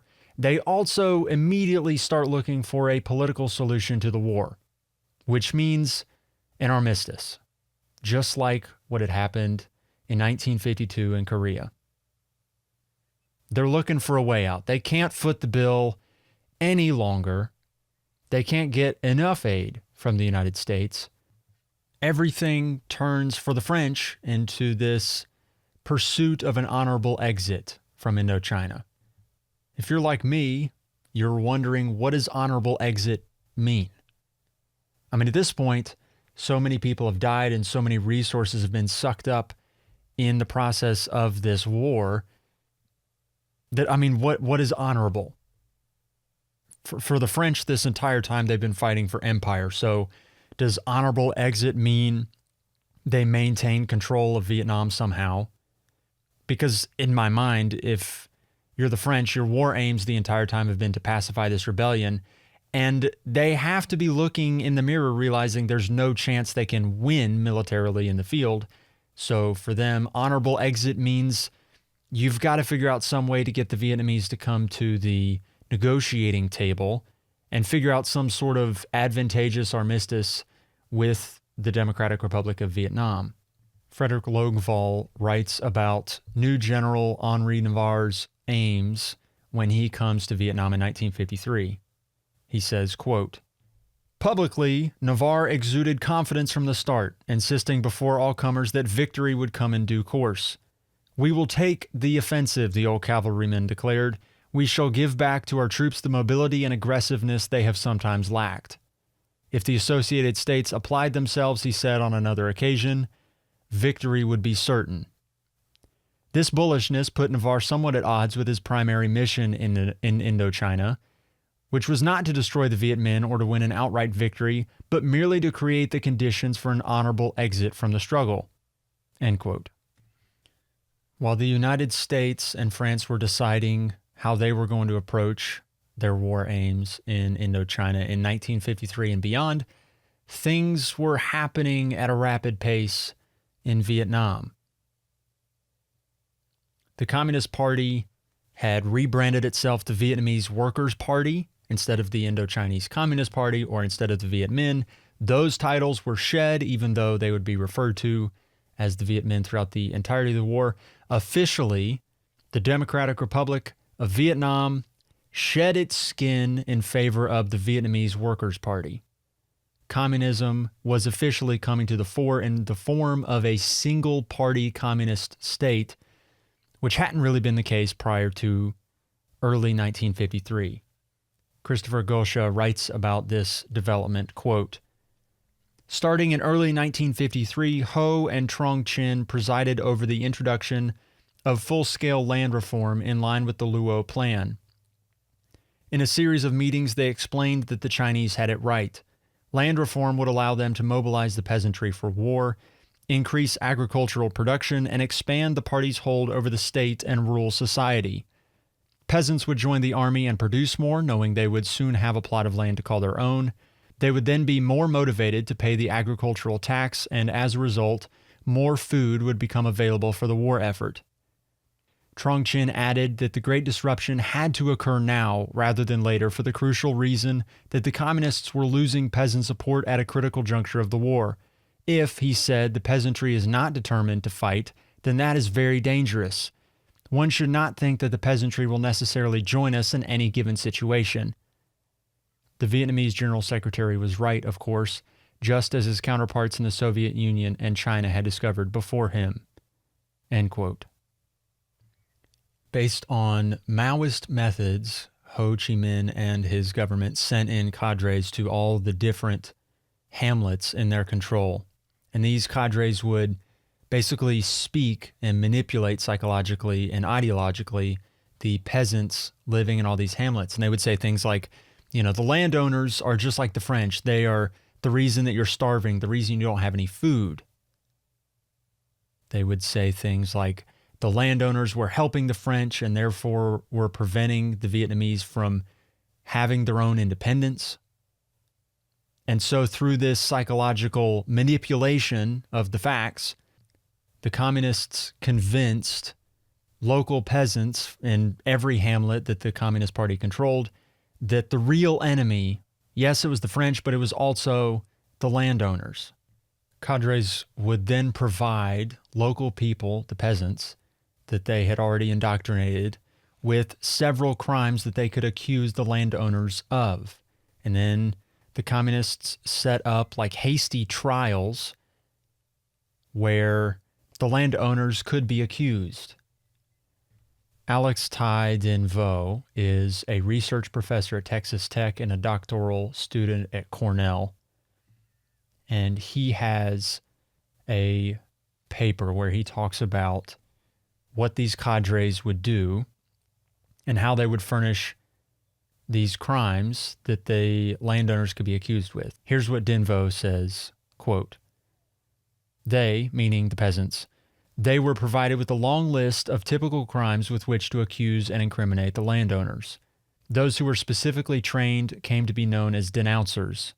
Each denouncer had to make at least one accusation against the landowner on trial. These denouncers fell into three categories: those drawn in by the promise of material rewards or political privileges, those who wished to protect themselves and avoid trouble, and those who denounced others out of a fear of being falsely accused themselves or found guilty by association. The mass mobilization campaign was so thorough and caused so much fear that it left very few, if any, choices for those who were being mobilized. Most of the time, it did not matter whether they agreed or not. They were all obligated to participate." End quote. Now, making the blanket statement landowners turns this situation into a statistical one, right? You're taking the humanity out of it. So we're going to narrow the lens and focus it on what this actually meant in the moment and the individual people that it affected. One of these was Nguyen Thi Nam, who was a, pull yourself up by your bootstraps kind of lady. She had developed several businesses. At one point was a large manufacturer of iron, then had bought into an agricultural plantation. She was a really successful lady. She'd built up a little bit of an empire for herself. She was accused. Denouncers came forward and accused her of various crimes, including the murder of 260 people, even though she had a son that was an officer in the People's Army of Vietnam, was extremely patriotic, and at different points had sheltered Ho Chi Minh, Vo Nguyen Giap, and Trong Chinh on her land. They launched one of their offensives from her plantation. She donated gold to the Viet Minh when the Viet Minh was what they were calling themselves. She had encouraged people working for her to join the army. Didn't matter. She was convicted and sentenced to be executed. She didn't even get the chance to defend herself for any of the crimes by which she was accused. Din Vo writes about what happened to Nguyen Thi Nam. Quote, "After more than a month of deliberation, which was probably enough time for Ho Chi Minh to be informed of Nguyen Thi Nam's case and its final verdict, and a series of public incriminations, Nguyen Thi Nam was taken before a crowd and tied to a tree trunk before a firing squad of 5 soldiers. The captain shouted out the instructions, 'Raise your arms! Load your guns! The enemy is in front! Fire!' Her body went into shock and then stopped moving. There was blood. The captain walked up to her and counted the bullet holes in her body. 1, 2, 3, 4. One shot missed the target. He then pulled out a pistol, pressed it to her temple, and pulled the trigger." End quote. If you were to color Ho Chi Minh as the George Washington of this story, this is the point at which it diverges from all that you would ever think and hope that he would be. Propaganda always colored him as this person to be revered and worshipped even. It's kind of a central theme of communism is they establish these individuals that you're supposed to emulate.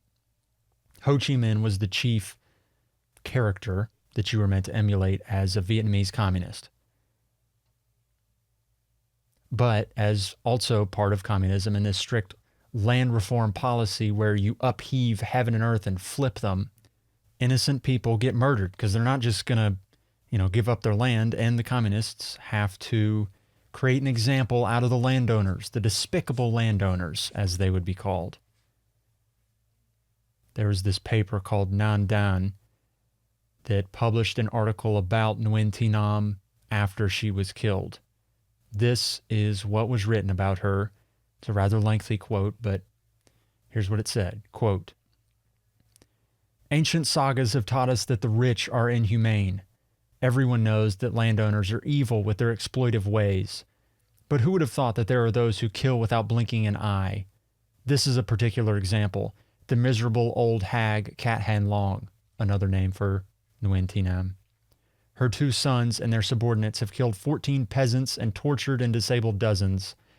They killed 32 families, including 200 people. They sent 37 families to their plantations to deforest and cultivate for them. They worked them hard but fed them meagerly. After a few short months, because of the hardships, 32 families died. Not a single one survived. They raped more than 30 peasants. They brought 65 farmers from Tai Bin province to their plantation. A few days later, 30 died.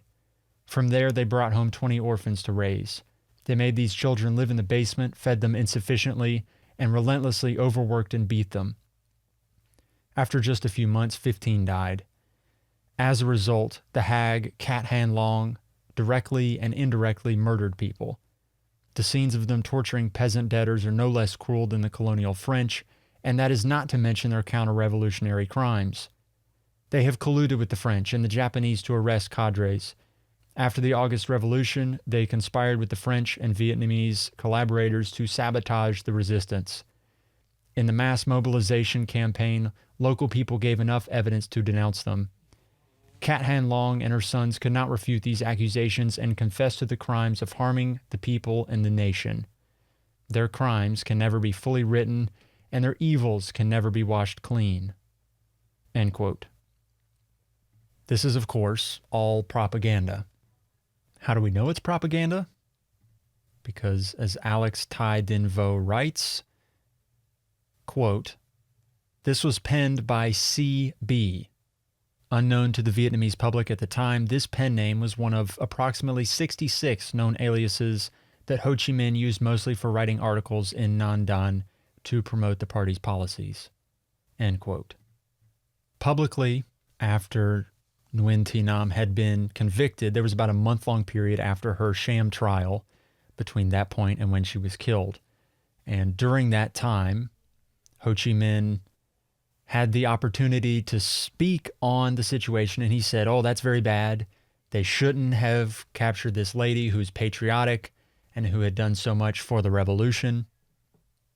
But then, under cover of an alias, he wrote in this paper about that miserable old hag and denounced her as everything bad about the landowning class. There was a Vietnamese named Hoang Van Chi who claimed 600,000 people were executed. That number is probably on the high end.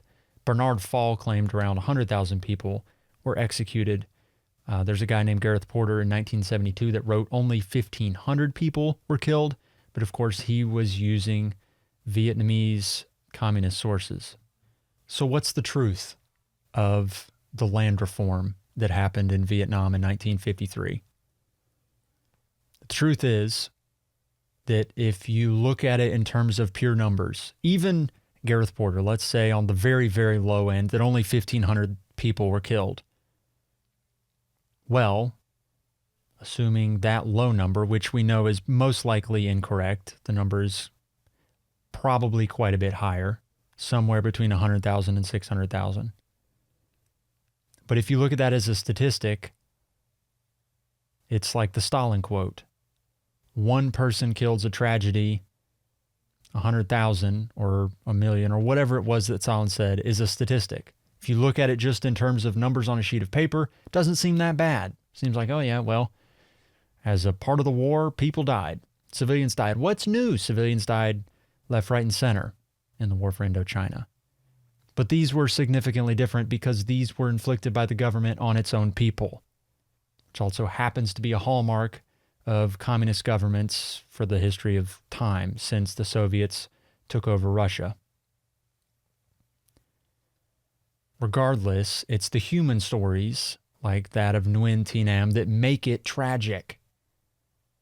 Because it's her story, this lady who was sympathetic to the cause. She wasn't a communist herself, but she supported the communists monetarily. She fed them. She encouraged people who worked for her to join the army. Her son was in the army as an officer.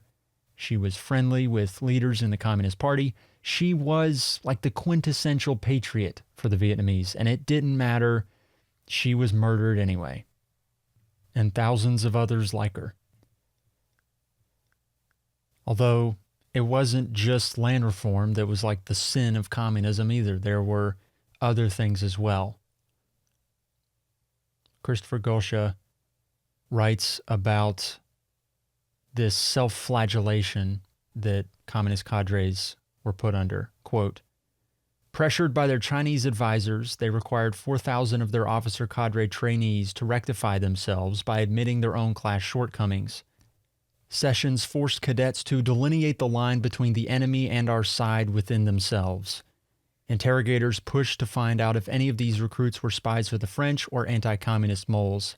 Self-criticism sessions entailed extraordinary group pressure, ceaseless ideological denunciations and haranguing, all of which went on day and night, even during rest periods. And if results were not obtained in the barracks, then the parties were taken out into the jungle, where they were attacked continuously. The instructors insisted that whoever sincerely confesses will be forgiven, whoever is stubborn will be severely punished, and whoever makes a contribution will receive suitable commendation and rewards. Those who refused to admit their past wrongdoing and their links to the enemy were attacked as liars and ostracized. The psychological pressure was enormous. Trainees in one rectification campaign ended up admitting that they were working for the enemy or had entertained connections with the enemy in the past. Some people, this study reveals, were so upset that they could not stand it and committed suicide. End quote. Gosha writes later about this ideological self-correction, I guess, that the military would do within itself. This from at the Battle of Dien Bien Phu, quote, during the attack on A1, Vu Van Ka, a battalion leader in this 102nd Regiment, suffered shell shock during a 120 millimeter mortar explosion. He couldn't hear anything. He couldn't speak. I myself had experienced this before. Like him, I had been a victim of such violent explosions. I knew that in these circumstances one can still walk, but one cannot command. I told Ka to go to the rear lines. He went down the hill. Later, I learned that he'd been charged with abandoning his combat position and he was court-martialed. I only knew about this after the victory. Ka was severely judged for cowardice and for having deserted his position. He almost got himself executed. Later, his sentence was reduced to 10 years in prison. He lost his military rank and position in the People's Army of Vietnam and was expelled from the party. End quote. Gosha continues on to point out that, quote, but Vu Van Ka was no rightist, nor was he a coward. His fate was to have stared into the hard face of war and somehow survived the experience. What he saw that day we will never know, nor would Giap or Ho, for this was a hell to which neither one of them would ever go. End quote. That's part and parcel of the communist experience in Indochina. Self-correction, flagellation, rectification, and the murder of innocents. It is part in, this entire package is what you get when you sign up for communism. At least when you signed up for Vietnamese communism in 1953.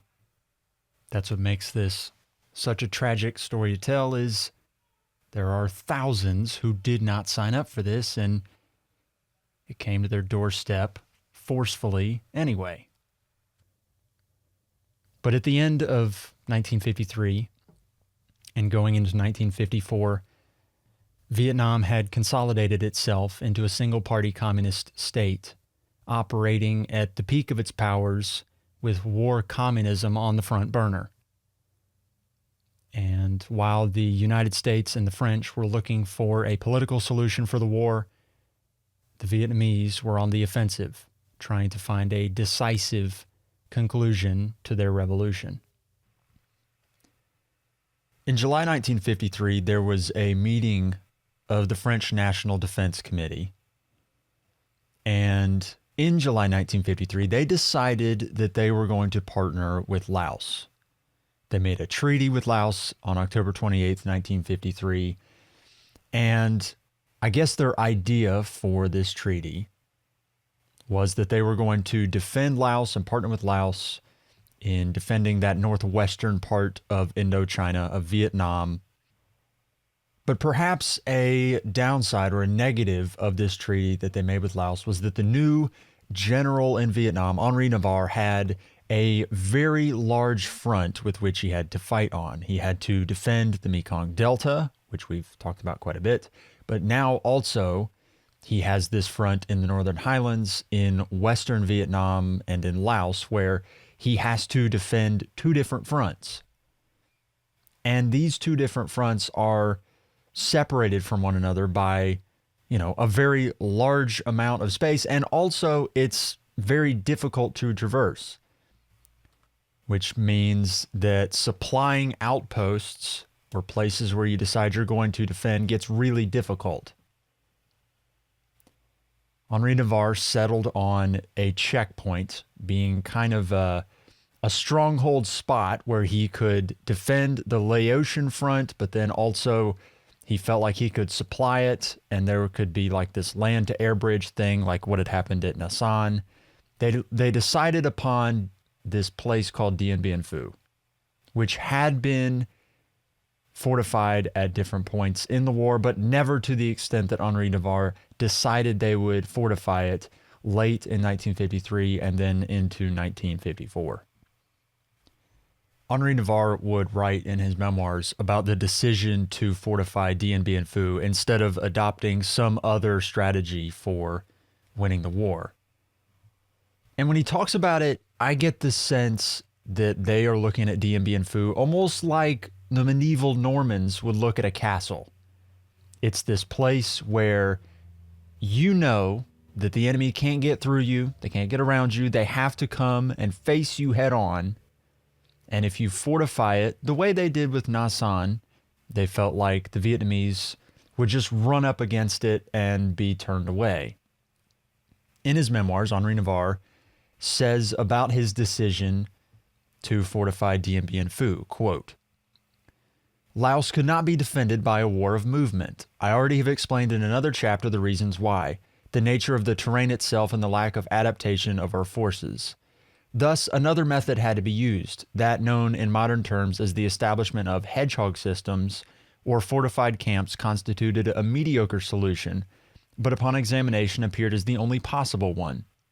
It would not prevent light enemy detachments from roaming around the countryside, but leaving in our hands essential points which would prevent an outright invasion." End quote. He's also got American strategists whispering in his ear, "Go, go, go, go, go, win the war." Go strike at the heart of the Vietnamese army and take them out. It's this push by the Americans to win in a decisive fight.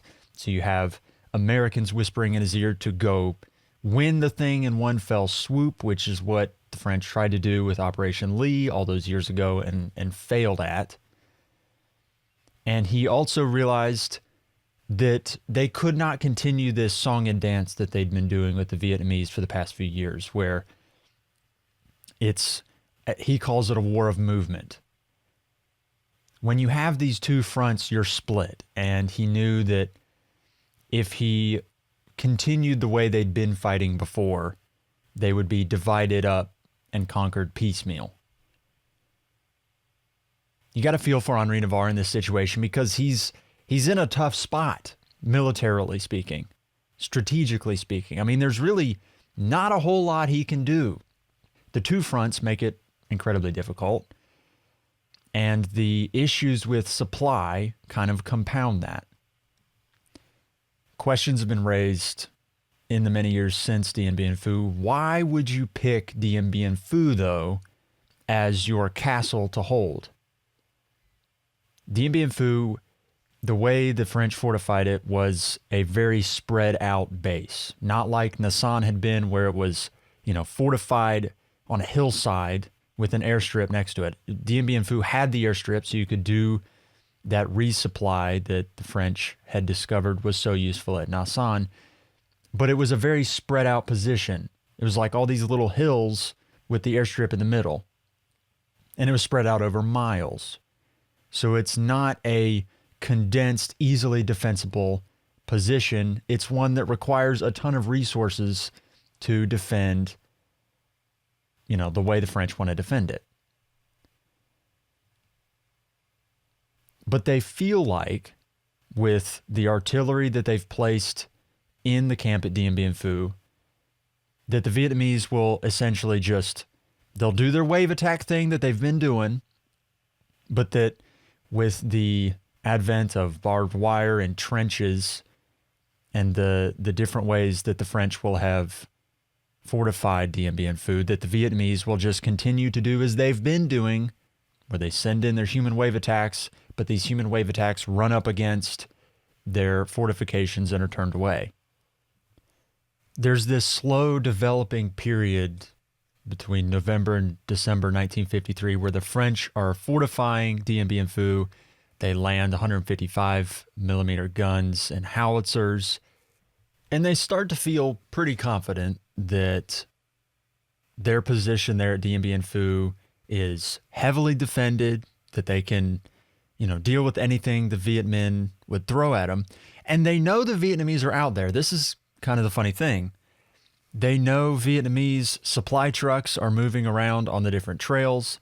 They know there are Vietnamese skirmishers out kind of just on the fringes of the perimeter at Dien Bien Phu, but they don't have a clue what Vo Nguyen Giap is planning.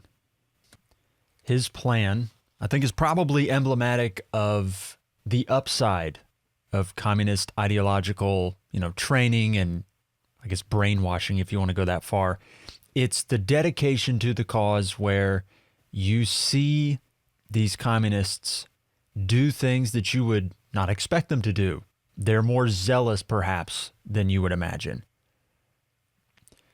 The issue that the Vietnamese are facing is they've got to get artillery into positions that it can be actually used against the fortress down there at Dien Bien Phu in the valley.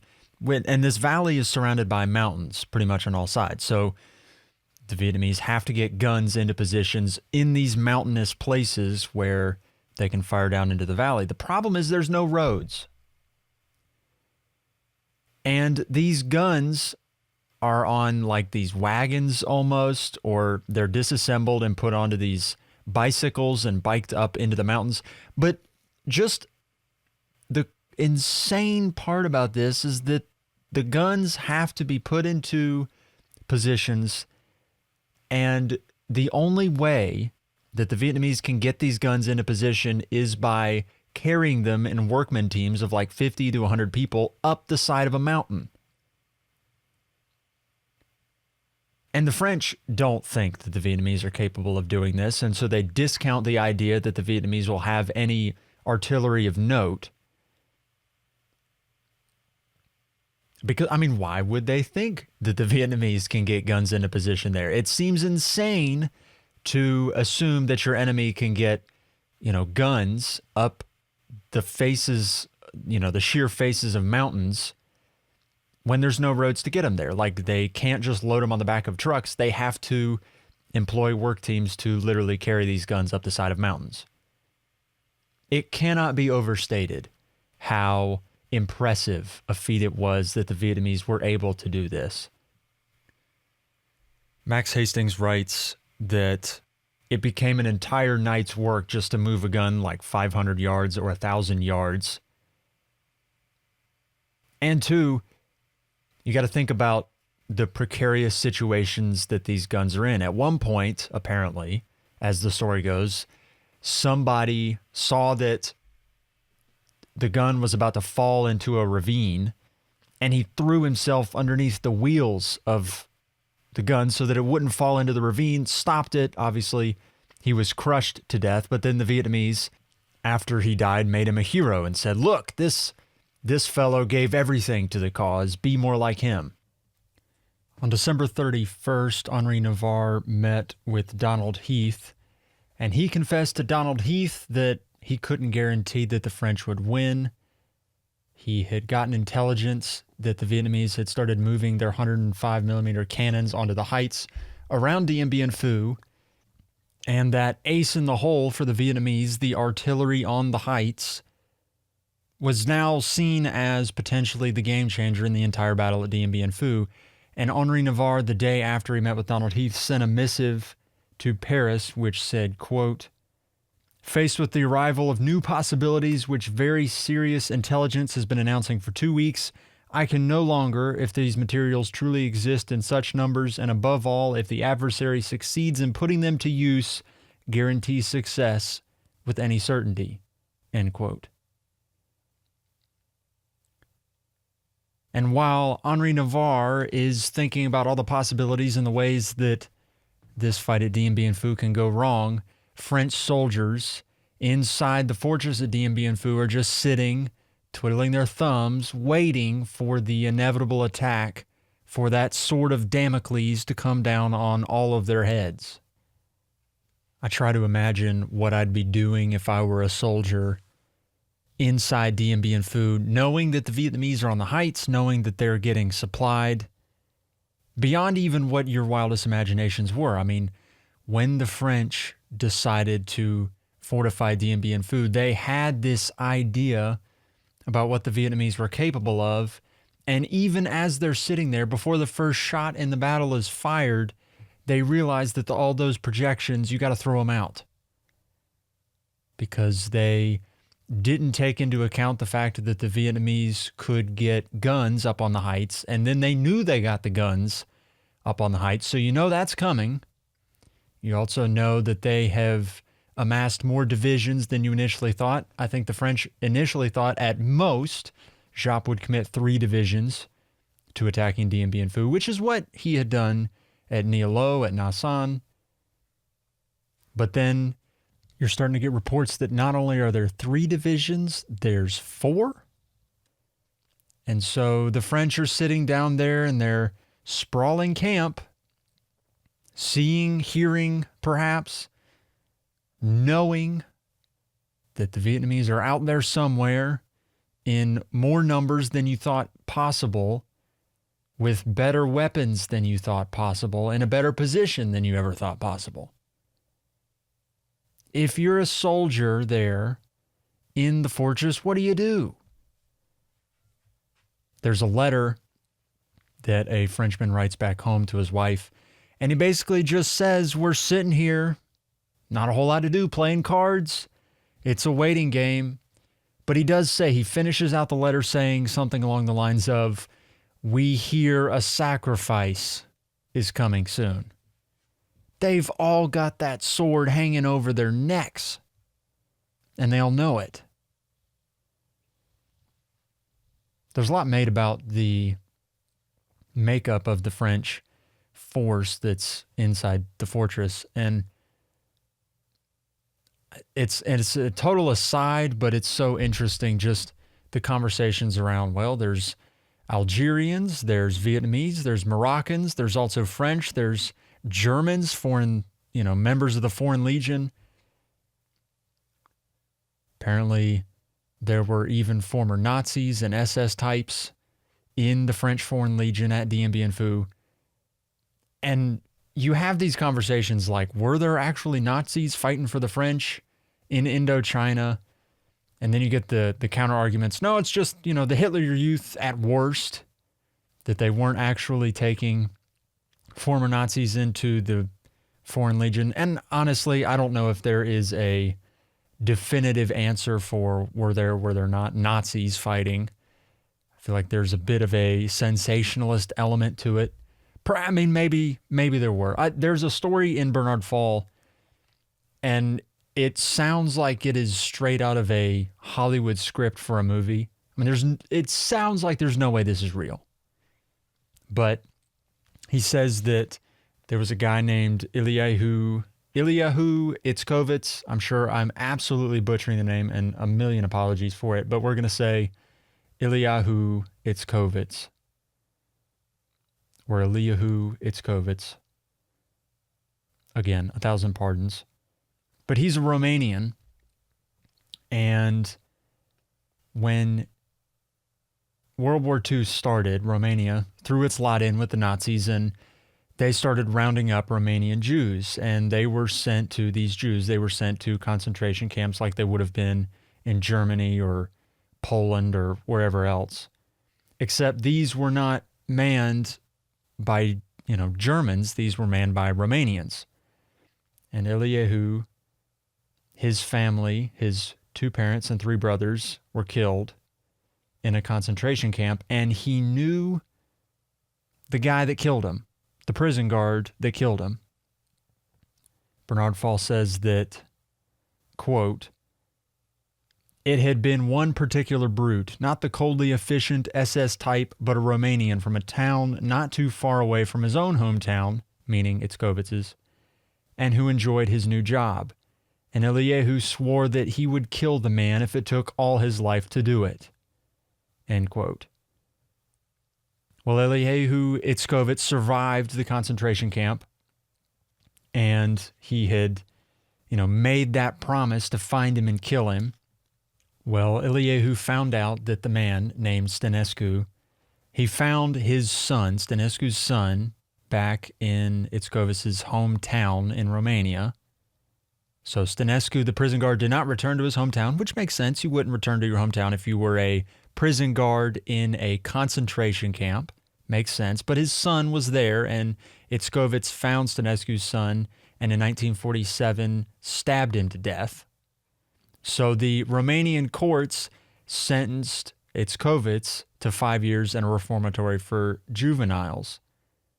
Well, time goes on, and Itzkovitz joins up with the Israeli army, and he hears stories from Romanians who would, cycle back to Romania and then come back in their, off periods, that Stănescu's still alive. He's still out there somewhere. And apparently Stănescu had signed on for the French Foreign Legion, and he enlisted to serve in Indochina. So Eliyahu Itzkovitz gets out of his commitment to the Israeli army, he deserts, and he goes to join up with the Foreign Legion. Once Itzkovitz is in the Foreign Legion, he starts looking for Stănescu. And according to the story, in 1954, he found him in the 3rd Foreign Legion Infantry and requested a transfer to that unit inside the Foreign Legion. And imagine the situation for Itzkovitz. Walks up to the officer, the recruitment officer, or whoever it is sitting behind a desk, and you request that transfer to the 3rd Foreign Legion. They might ask you a question like, why do you want to go to this new unit? And you say, well, my friend is over there. Who's your friend? Oh, it's this guy named Stănescu. We're old Romanian buddies, right? Guy shrugs behind the desk, signs off on it. Itzkovitz is transferred over to the 3rd Foreign Legion Infantry. And then now he just has to bide his time. Bernard Fall says that, quote, "When Eliyahu saw Stănescu again after 10 years, he felt no particular wave of hatred as he had somehow expected. After having spent 10 years imagining the moment of meeting the killer of his family eye to eye, the materialization of that moment could only be an anticlimax." End quote. So Itzkovitz bides his time in order to make his move, and on a patrol, he decides that he's going to make his move. I'll let Bernard Fall tell us how it goes from his book, Street Without Joy. Bernard Fall writes, quote, "And it was on a patrol that Stănescu met his fate, in one of the last desperate battles along Road 18 between Bakhnin and Seven Pagodas. He and Eliyahu had gone on a reconnaissance into the bushes on the side of the road when the Viet Minh opened fire from 100 yards away. Both men were slumped down into the mud. There was no cause for fear. The rest of the squad was close by on the road and would cover their retreat. Eliyahu was a few paces to the side and behind Stănescu. 'Stănescu!' he called out. Stănescu turned around and stared at Eliyahu, and Eliyahu continued in Romanian, You're Stanescu, aren't you? The man, the chest of his uniform black from the mud in which he'd been lying, looked at Eliyahu more in surprise than in fear. For all he knew, Eliyahu might have been a friend of his son, a kid from the neighborhood back home in Chisinau. Yes, but Stanescu, said Eliyahu in a perfectly even voice. I'm one of the Jews from Chisinau, and emptied the clip from his MAT-49 Tommy gun into the man's chest. He dragged the body back to the road. A legionnaire never left a comrade behind. Tough luck, said one of the men of the platoon sympathetically. He was a Romanian just like you, wasn't he? Yes, said Eliyahu, just like me. End quote. Absolute Hollywood. I mean, that is just waiting for a Quentin Tarantino treatment to it, isn't it? I don't know how much of that is true, how much of that is fact, but it is just this perfect story that kind of encapsulates some of the unsavory characters that might have ended up in the Foreign Legion and might very well have ended up at Dien Bien Phu. Now, as far as were there SS types, were there Nazi types in the French forces there at Dien Bien Phu, I don't know for sure. A lot of sources say no, there weren't. Some do say that there were. And I see the argument a lot like, well, if there were Nazis, at worst, they were the Hitler Youth. You know, those 8-year-olds, 10-year-olds that get brainwashed by other Nazis and, you know, proclaim all hail Hitler, all this stuff at 8 years old, not even knowing what they have, you know, signed up for, been pressed into. But it's not just these Germans manning the trenches at Dien Bien Phu. You've also got other colonial troops there at Dien Bien Phu. You've got Vietnamese from South Vietnam, from French-controlled areas. Part of that, you know, People's Army that Jean de Lattre put together with the help of Baldaï. You've also got Moroccans, Algerians. It's a true, you know, smorgasbord, if you will, of French colonial soldiers there at Dien Bien Phu. A true representation, perhaps, of the whole French Empire.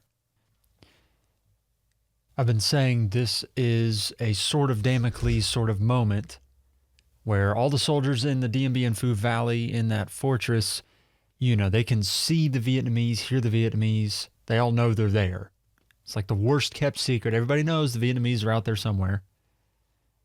And you know they've got guns and all this stuff. You know what's coming. So it's like the sword of Damocles coming down on your neck.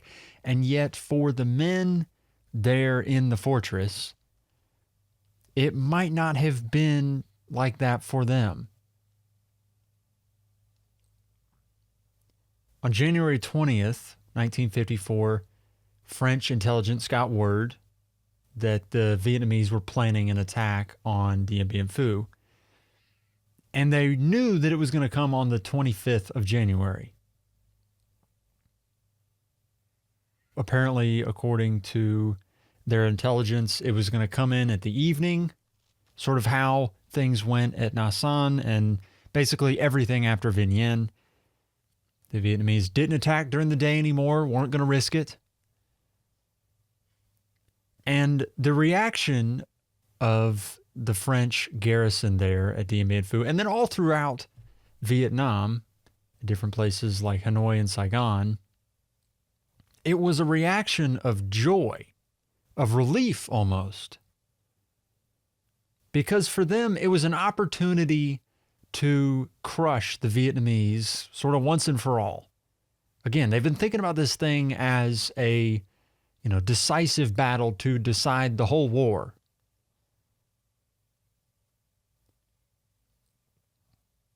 Frederick Logval writes about this reaction to the fact that the French know something is on its way, something's coming.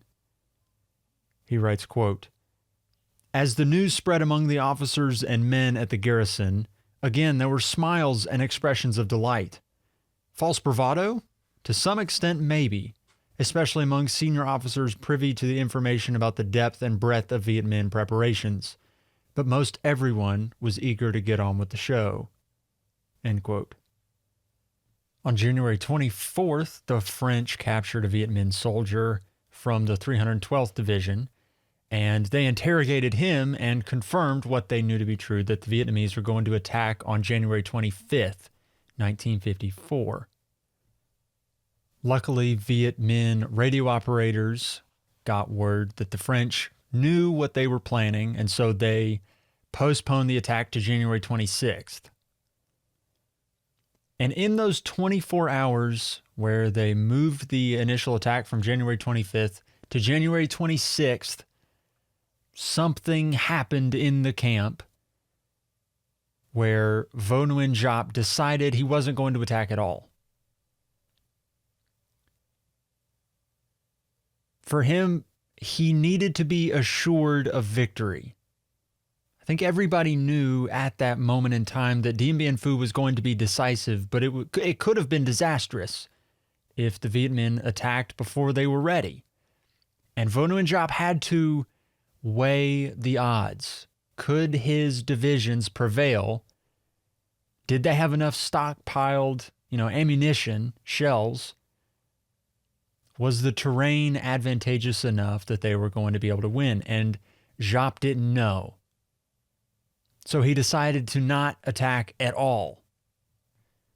Giap wrote later in his memoirs, and by the way, all these generals wrote memoirs about how this all came out, and Giap strikes this tone as being very, victory lapping how things went, which is really funny. I mean, he earned it, but he does have this, fundamental joy tone that you get in his memoirs where, you don't necessarily get that with some of the other, officers on the French side.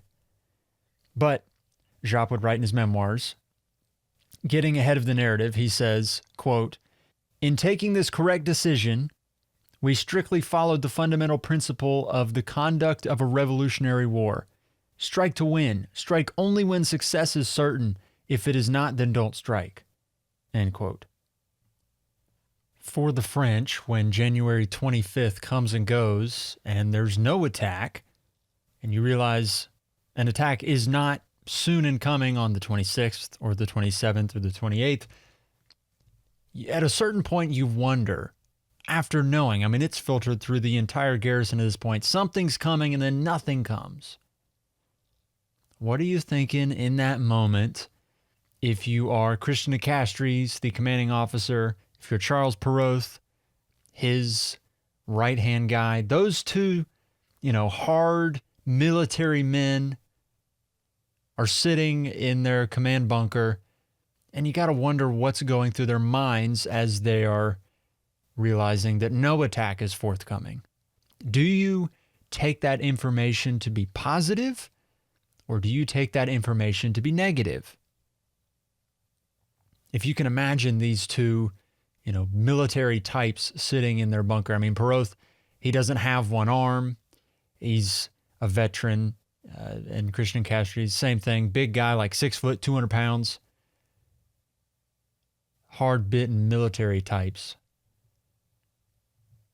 If you can imagine that meeting of the minds late in the evening, January 25th, because there's supposed to be an attack about dinner time, January 25th, and nothing comes. And then January 26th, nothing comes. But the French view no attack on January 25th as a good thing, that they have prepared enough, that they're entrenched well enough.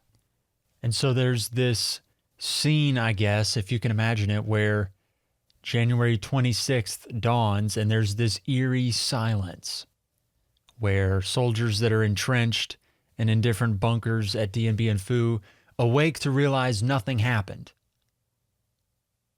And you start to go about this same routine that you've been developing over the past several weeks, and there's this pall hanging over the entire fortress there where all these Frenchmen are spoiling for a fight.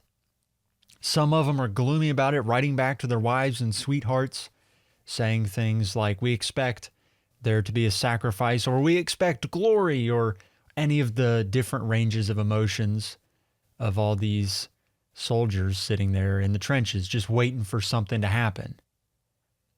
And a week goes by, 2 weeks goes by, and there's nothing. There's this lull again. You know the Vietnamese are out there. You know they're stockpiling more weapons. You know something has to happen eventually. I mean, they're not going to do all this for nothing. And yet there's nothing happening. And I try to imagine what that would be like for a soldier there, and I could just see the gloomy fatalism creeping in a little bit. I mean, at this point, you've been stationed there with absolutely nothing to do for more than a month, for 2 months, perhaps. And then a bit of news starts to filter in down the trenches, down the line, and guys are whispering to one another that something's happening. And maybe if you're a soldier there, you start to look to your buddies and you're going, what's going on? What's going on? And news reaches you that there is going to be a convention in Geneva, Switzerland, where the United States, Britain, France, China, and Russia will be attending. And the goal of the Geneva conference is to come to some sort of solution about Indochina. And I wonder what the reactions to that piece of news would be if you were boots on the ground, if you're a soldier in the trench. Because for the wider world, this news seemed like promising news, that we were going to have some sort of a conclusion to this fighting in Indochina. And I wonder how long it took before policymakers, decision makers like Navarre, like Jop, to realize that the Geneva Convention was a stopwatch for a decisive victory in Indochina. Because what became clearly apparent in the days and weeks after the February 18th announcement about the Geneva Convention was that if you could get yourself into an advantageous position going into the Geneva Conference, you then could set your country up for better negotiating terms at that conference. And so Dien Bien Phu almost turns into this proxy battle even before it started, where the side that comes out on top at Dien Bien Phu is going to have the upper hand at this Geneva conference that's going to decide the outcome of the entire war. Lieutenant Colonel Jules Gaucher, again, probably butchering the French, and I am so sorry, but Gaucher wrote to his wife on February 22nd, 4 days after the announcement about the Geneva conference. And again, this is now 5 days since the non-attack on January 25th.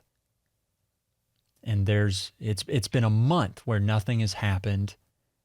And it seems like there's no end in sight, except we have this announcement about the Geneva conference. Gaucher writes his wife, quote, "For now, the Viets leave us almost in peace. This is a decisive period. One has to ask oneself if the Viets are really going to attack us. We have created such a defensive system that it would be a big mouthful to swallow, and that gives pause to the gentlemen opposite, who have already countermanded the order to attack." Speaking of that January 25th attack. He continues, "But I still believe that for the sake of prestige, they'll have to come, though we are already causing them heavy loss with our artillery and aircraft." End quote. He would write again in another letter dated March 5th. He would say, quote, "Things are still calm, but they tell us that a brawl is coming soon. Is it true? It's true they must wish to do something spectacular before Geneva, but I believe that if they do, they'll break their teeth." End quote.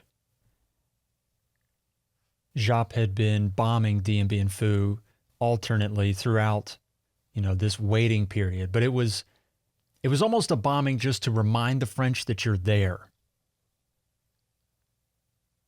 Frederick Logeval writes about Krishna Castri's and Charles Perrault's approach or reaction to Giap's bombardments. He says, quote, "Sure, Giap had shelled different points in the valley on a regular basis since late January, but these were desultory bombardments in the late afternoon or early evening that seldom did real damage. To De Castries, they merely confirmed that the Viet Minh were outmatched. Perroth, the artillery commander, puzzled over his failure to locate the enemy's guns, but nevertheless exuded confidence, even refusing to dig his own guns in to provide shelter for their crews. Who could hit them, after all? Much better to have open emplacements so as to be able to fire at all angles of the compass. Perroth would go no further than to place his guns in pits with sandbag walls to protect against mortar shells." End quote. Charles Perroth is an interesting character too. He's a hard-bitten military type, a one-armed kind of guy, if you can imagine. Just this really lean, mean-looking Frenchman. And he's quoted as saying at one point that no Viet Minh cannon would be able to fire 3 rounds before Perroth's guns destroyed it. So there's that level of confidence from the garrison down there in the valley. They can't locate the Viet Minh anywhere. They can't see them. They know they're there. They know they've called off the attack on January 25th. And I get the sense from reading that the French feel like the Vietnamese are nervous. Well, you didn't want to come down and attack us that first time because you were scared. It's kind of that schoolyard bully kind of approach. What, you don't want to hit me? You scared to hit me? You scared what I'll do to you when you do hit me? When you come out from behind your tree there? Once I see you, once I get a good look at you, I'll knock you clean out. That's kind of the French approach to the Viet Minh. But eventually, Giap would have to make his move because Geneva had put them on a clock. Frederick Logval puts it really well, and I'll let him introduce us. Quote, "It began late in the afternoon of March 13th, a Saturday. A distant thunder sounded from the hills. Then, within seconds, the ear-splitting noise of high explosives shook the earth in the camp as 105mm and 75mm howitzers and 120mm mortars rained down from above." End quote. The initial Vietnamese target was the outpost called Beatrice. All these different outposts at the garrison had been named, female French names. So you have Huguette, Francois, Claudine, Eliane, Emery, Beatrice, Dominique. And they're in like this surrounding formation around that main airstrip and around the headquarters where Christian de Castries was stationed with his men. And you have all these different strong points. The initial attack focused upon the strong point Beatrice.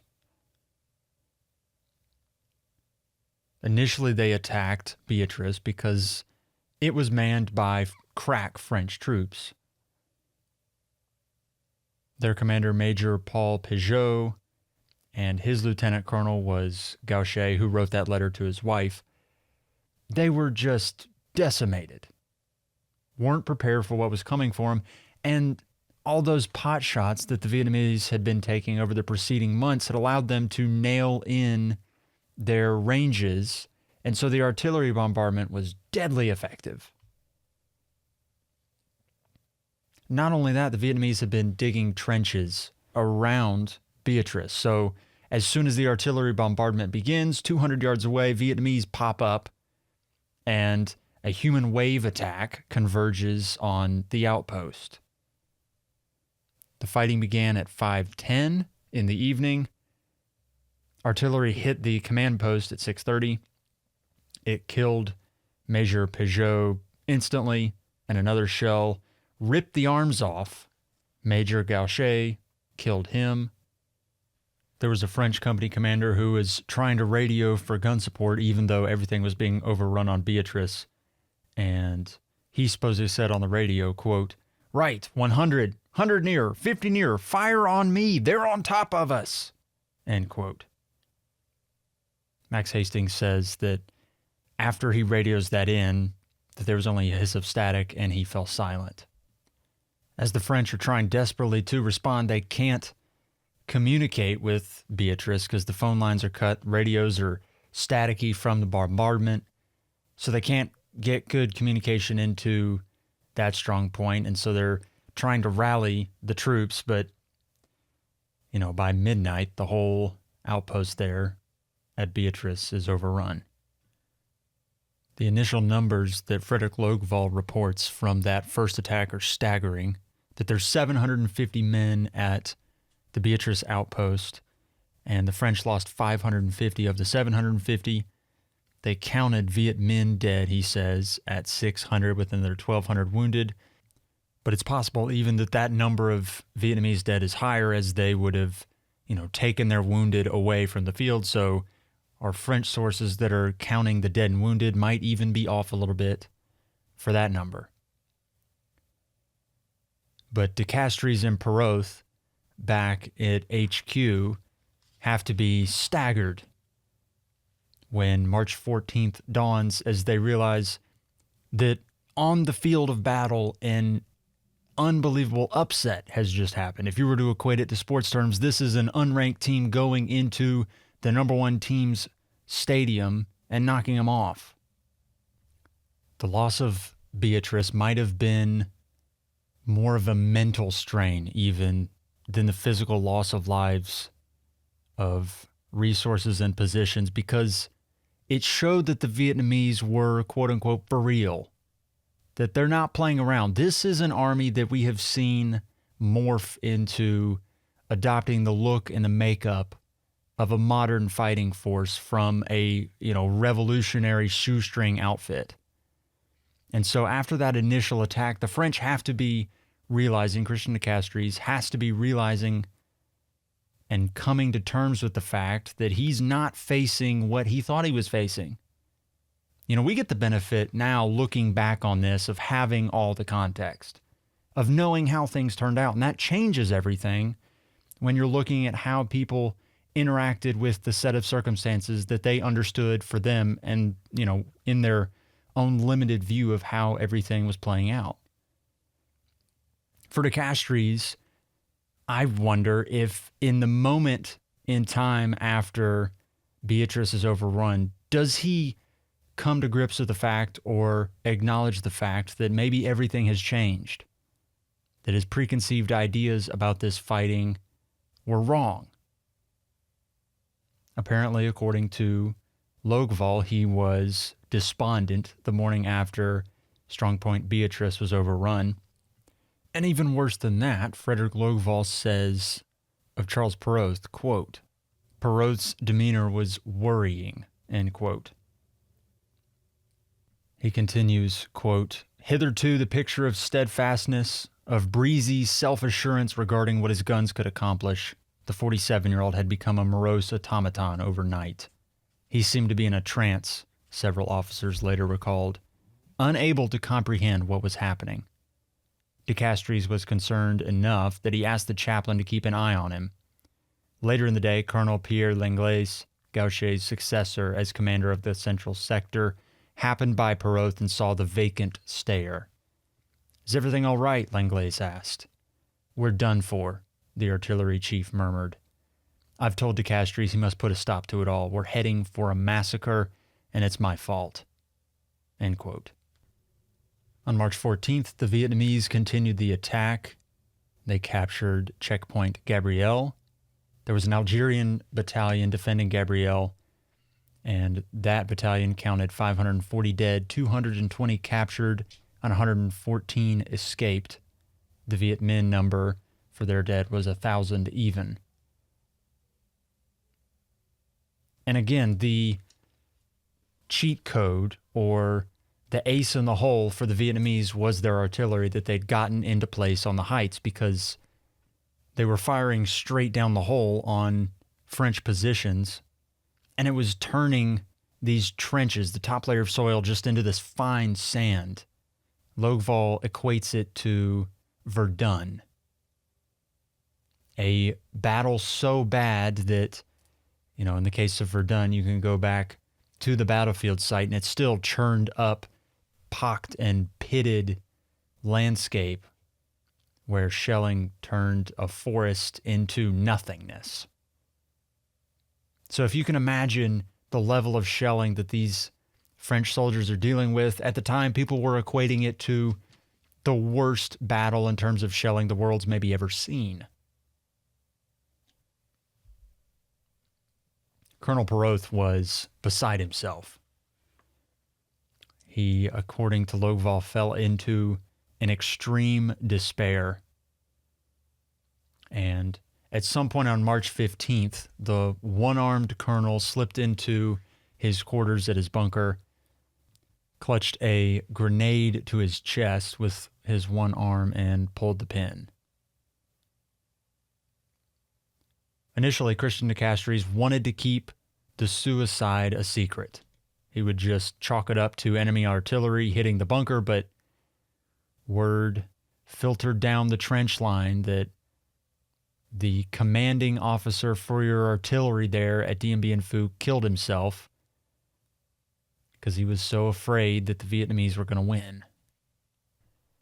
After 2 days of fighting, the French had expended half of their 27,000 shells, and 50% of their gunner operators had been killed or wounded, as the Vietnamese had been sighting in the French exposed gun positions that perhaps if Perrault had ordered, more fortifications and digging in for the guns, perhaps his gun crews could have held out a bit longer. But in the absence of Perrault, as it started to settle in to the officer corps there's reports, things I've been reading where the chief of staff for de Castries was just sitting in his bunker with this long stare, staring at nothing, probably stewing on the fact that everything they imagined had just been shattered in the first 2 days of fighting. I mean, what is it like for troops' morale when you have this fundamental idea about your capacity to fight, to wage war? And part of that fundamental understanding is that, it's the classic, we're worth two of you kind of thing. And they had a bit of that schoolyard bully approach to this battle where it was like the Vietnamese had never beat them in a pitched battle. There had always been this extreme loss of life were the Vietnamese to take any, well-defensed positions, and yet this one was different.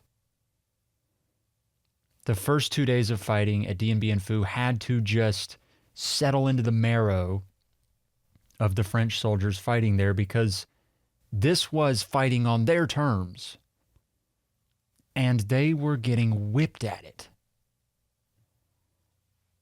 Thankfully for them, though, the Vietnamese were suffering losses of their own.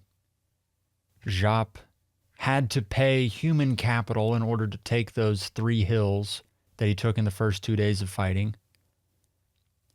Some reports are that he lost about 2,500 men in the effort and expended thousands and thousands of shells in his own right.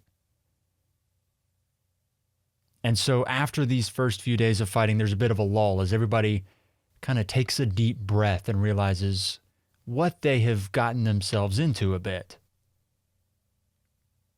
I mean, imagine if the Vietnamese had attacked on January 25th before they had all the accumulation that they had, put together over the time between January 25th and March 13th when they did attack. If Giap didn't think they were ready then, and he thought they were ready on March 13th, they were pretty much ready for a 2-day explosion of effort, and then they fell back panting and had to gather themselves together for another go at it. Imagine if on January 25th they threw themselves at the defenses, would they have broken through and taken those positions? You could argue that potentially, maybe not. And yet, counterfactuals are counterfactuals for a reason, because after March 17th, when fighting kind of chilled down a bit and soldiers began to settle in to the fighting that would come, the Vietnamese held 3 of the 9 hills at Dien Bien Phu. On March 20th, a French plane touched down in Washington's National Airport, and on board that plane was General Paul Ely. Ely came to the United States on March 20th begging for more support. His message was very simple. If the United States did not pitch in more than they currently were, the garrison at Dien Bien Phu was going to fall. And because of that time crunch they'd all been put under by the conference at Geneva, his inference that basically he said without saying was that if Dien Bien Phu fell, the whole war was over. And the implications were that if the war was over and Indochina, Vietnam won, that communism had taken another country. That domino theory where one country falls and then communism gets a foothold in the one adjacent to it, and then it takes over that country, and it turns into the Sith and their apprentices. Well, that was coming true in real time before their very eyes. And when you think, if you're the United States, when you think that the enemy you're fighting is the most vile and evil enemy imaginable, communism, when you think it is the fate of the free world that you're defending, it's not just United States interests. It's the entire West. It's civilization. It's the right to the life of freedom that the United States holds so dear. And by losing these small petty wars for communism, you're losing that way of life. You're allowing the East, you're allowing China, you're allowing the Soviet Union to infringe upon all that you hold dear. And when you think those are the stakes, how far are you willing to go to defend that way of life that you value so much? It is at this point that Dwight Eisenhower and his associates in Washington start pondering all of the different ways that this could play out. And the idea of atomic weapons comes up in conversation. You know, what if we placed 3 atomic bombs, 4 atomic bombs maybe, on the valley and just cleared out the Vietnamese all in one fell swoop? It boggles the modern mind a little bit, but you got to think about it in the terms of what these people at the moment were thinking about. Obviously, we know atomic weapons haven't been used since Hiroshima and Nagasaki. But there's that, you know, the guy holding the big stick element to it where just the threat of atomic bombs and what they could potentially do to your enemy has dissuaded so much fighting since 1945 that almost the idea for that weapon to be used in actual combat to come up, it just seems like it's so, I mean, you don't throw that around casually. And so it must then represent how invested the United States was in this fighting at Dien Bien Phu for the idea to even be broached. Because in the years prior to this, I mean, it's 1954, in 1949 even, you're having conversations about the morality and the ethics of using atomic weapons. I mean, what are the circumstances where you're even allowed to drop another bomb and not just, you know, have that blood and that evil splash back on you? So for the conversation to even be broached, hey, let's use some atomic weapons to, you know, bring a close to this thing, get us to the Geneva conference, and we can, you know, hash this out there. I mean, this has to be a serious, serious issue. I love how Max Hastings puts it in his book, Vietnam, because it's the specific verbiage that he uses when he's quoting the Pentagon study that puts forth the idea of using atomic weapons. He says that the study suggested 3 tactical nuclear weapons, quote, properly employed, end quote. I love that. Properly employed. What is properly employed for nuclear weapons? Is it the strategic bombing where you hit the certain targets on the ground that will, end the threat? Is that how you properly employ nuclear weapons on the battlefield? Does properly employed mean that you wipe out a force of some, 50,000 Vietnamese and their Chinese advisors? Does properly employed mean that perhaps you drop a bomb on Haiphong? Do you drop the bomb on civilians to deter fighting at Dien Bien Phu? Thankfully, advisors did not consider actually dropping the bomb on civilians. Properly employed turned out to mean dropping a bomb on the battlefield, using the weapon against actual soldiers. But you have to imagine, in this new nuclear age that the world has entered into, the idea probably crossed minds.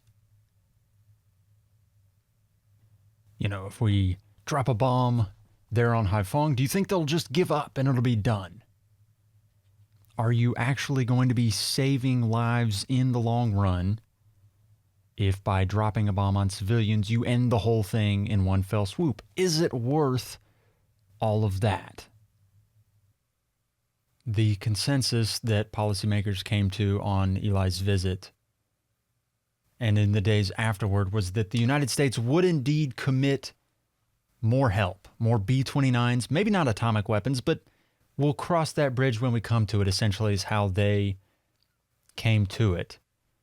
But they would only commit all of this as long as there was agreement on the British and French fronts, kind of to take up some of the blame for whatever they would do.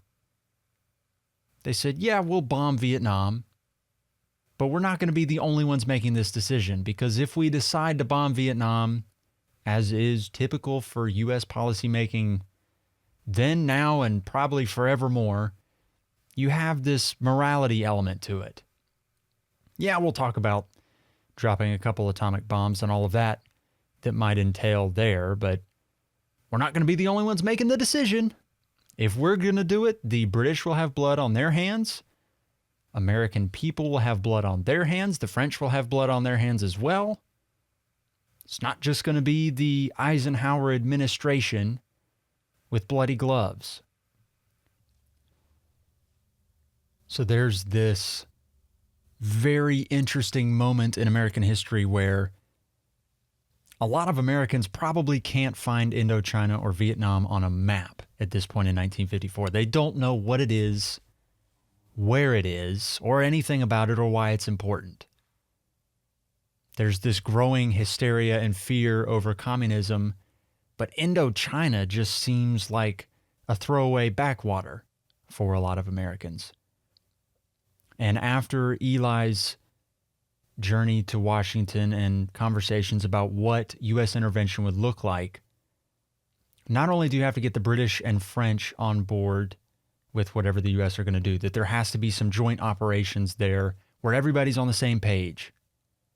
Not only do you have to get the British and French on board, you have to get the Americans on board. And so what starts after Eli's conversations with Eisenhower is this propaganda campaign to convince the American people that fighting in Vietnam is worth United States intervention. This from Frederick Logval, quote, "As the New York Times reported on March 28th, a public education offensive was underway, led by Dulles, to explain to the public what's at stake in Indochina. According to Richard Rovere in The New Yorker, Dulles had undertaken, quote, one of the boldest campaigns of political suasion ever undertaken by an American statesman, in which congressmen, journalists, and television personalities of all stripes were being rounded up in droves and escorted to lectures and briefings on the crucial importance of achieving victory in Vietnam," end quote. So the Eisenhower administration is rounding up all their influencers to educate them on the stakes of fighting in Indochina, to then send them back out to all their, audiences that they speak to, so that they can start spouting out the propaganda that Washington wants them to spout out about Indochina and what's at stake. Sounds pretty modern, doesn't it? Sounds like something the United States might do in 2024, and they were doing this in 1954. While Vo Nguyen Giap's plan for taking Dien Bien Phu began to coalesce into, this attack that the world recognized for what it was, how pivotal it was, the clock that everybody was on, and then on top of that, the fact that slowly everybody started to realize that the Vietnamese were winning in the field, something they hadn't really come close to doing in the past. You get this recognition that this is a modern army fighting a modern army, and you have to adjust your expectations. And while this adjustment had been happening for the French slowly as they were fighting at Dien Bien Phu and a little bit earlier on, it happened slower for everybody else. But on April 3rd, Dwight D. Eisenhower met with advisors in Washington, D.C., and it was this culmination, almost a mythical, aura around this meeting, but it's a culmination to where the Eisenhower administration starts to recognize Dien Bien Phu for what it is. It's kind of like news about the battle was playing the telephone game, that it was eking slowly across the pond, and a month after the fighting starts, the United States realizes, oh crap, we've got a serious issue on our hands. After Eli comes in and you start to put all the pieces together, and you get to see the image of what will happen if the Vietnamese win this battle, you get to realize, okay, the Sith Lord is gathering his apprentices. The communist bloc is going to start acting, very communist and start taking over the entire East. And on top of that, the French, who are the boots on the ground, the backbone of this entire Western coalition, kind of preventing the bad guys from coming together and joining forces, they might just pull out entirely. So at this April 3rd meeting with Eisenhower and several senators and John Foster Dulles, American policymakers start asking the questions like, how far are we willing to go? When push comes to shove, are we going to send soldiers over in Indochina? Are we going to send the Navy, the Air Force? What are we going to do? This meeting on April 3rd adopted a bit of a mythic quality in the years afterward, because you realized how important it was and how much was being decided in this meeting. I mean, you're potentially making decisions that could turn into World War III. Again, if you believe that Indochina is key to the whole communist issue, it's not just about Indochina anymore. It's about, what are the Soviets going to do? What is China going to do? If the United States sends soldiers over into Indochina to help the French out, it's the domino, not the domino theory necessarily, but it's how did all the dominoes fall after you make that move? Do the Chinese get threatened because there's United States soldiers down there in Indochina? You don't want to have a Korea sort of situation where the United States are fighting, doing all the fighting, providing 90% of the manpower and things like that. But you got to figure out and weigh the different options. Is this going to turn into something bigger? Can we contain it to just Indochina? Do we actually need to send American soldiers there at all? And historians in the years since this meeting have speculated about what Eisenhower's motivations were for having a meeting like this. Like, was he gathering these senators like Richard Nixon, like Lyndon B. Johnson, Dulles, and others? Was he gathering them at this meeting to maybe gather some support for what he would end up doing, going to Congress, asking for a blank check? Or was he gathering these men at this meeting because he was trying to isolate, proponents of war in Indochina? Was he trying to gather them in a meeting so he could suss out what everybody's opinions were? It's kind of hard to know. But as Frederick Logval puts it in his book, Embers of War, it seems like Eisenhower was ready to do the thing if it came to it. Here's what he says. Quote, "The evidence makes it hard to come down firmly on one side or the other, but the best argument is the second one, or a variant thereof, that Eisenhower actively contemplated taking the United States directly into the war and sought a blank check from Congress to free his hands and strengthen his bargaining position vis-a-vis allies, or at least that he wanted to keep the option of military involvement. A president scheming to use congressional nervousness as a pretext to avoid deeper involvement would not have tried to remove such constraints on his future decision-making authority. Eisenhower did. A president determined to stay out of the war would also have spoken more elliptically about the nature of the threat in Indochina and would have instructed top aides to do likewise. He would not have worked so hard to bring the British around.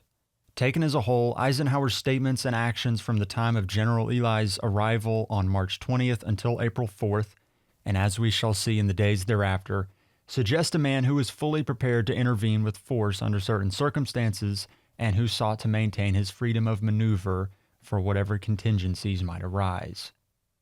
End quote. On April 4th, there was a stunning but probably expected development. The French government sent a message to Washington formally requesting aid at Dien Bien Phu. They were requesting airstrikes in an operation they called Operation Vulture. General Navarre had been briefed on Vulture and asked about if he thought it would work. And initially he was worried that an operation like that would bring the Chinese in on it. And you got to toe this line, right? You got to do enough to actually stop the fighting or end the war, but not enough so that you actually bring a larger communist power into it. It's a really tough line you got to toe. And Navarre initially was scared, but then he warmed up to it as reports from Dien Bien Phu got even more ominous. At the end of March, they couldn't get wounded out of Dien Bien Phu anymore. The airstrip was useless, and you could only supply Dien Bien Phu through airdrops. You could no longer fly planes in and out like they'd done at Nha San, so that whole concept goes out the window. And as you're dropping things in, you're getting increasingly in Vietnamese territory because they're taking more and more of the garrison. So it's becoming increasingly difficult to supply the troops there at Dien Bien Phu. And Navarre realizes or decides, I guess, that a well-timed airstrike would, be incredibly effective in defeating the Vietnamese. In fact, it turns into this idea that it's the Hail Mary that would win the game. You're down 6 with 4 seconds left. You're on the 40-yard line. Chances are you're going to lose, but there's still a chance, You get a receiver behind the defense. Perhaps, maybe you'll get lucky. You'll catch your enemy sleeping, and you can still win this thing. So Navarre okays Operation Vulture, and now you just have to wait for the United States to back the French. But if you're the United States, does backing the French and supplying bombers to bomb the Vietnamese, is that an act of war against the Soviets or the Chinese? And are you willing to risk the fallout of a strike like this on a Chinese ally and potentially kill Chinese, advisors on the battlefield? Are you willing to risk what Mao might do in response? While the United States is trying to decide how far they're willing to go to help out the French at Dien Bien Phu, in the garrison itself, things are getting pretty dire. Max Hastings writes about the garrison, quote, "At the outset, the French perimeter enclosed 1,200 acres. This had now shrunk by half. The battlefield resembled a fragment of the 1917 Western Front, a barren, mud-churned wasteland littered with debris, broken weapons, and spent munitions, scarred and blackened by bombardment. Few men on either side ventured to expose themselves in daylight. End quote. It was getting so bad that you were hearing reports of soldiers killing their own officers in a process that would come to be known as fragging. Hastings writes about a soldier that tossed a grenade into a bunker of NCOs, killing all of them, and then got executed in the process. He says that between April 14th and 22nd, the garrison lost 270 men. And it's this carnal house where it turns into a meat grinder offensive, sort of, and how he says it, like it's a World War I battlefield. It's a war of attrition, and men have now been fighting for a solid month, day in and day out, surviving in between offensives by the Vietnamese, human wave attacks, but it doesn't mean that things are quiet. They're getting bombed every day. The garrison is being torn up, chewed up, slowly but surely.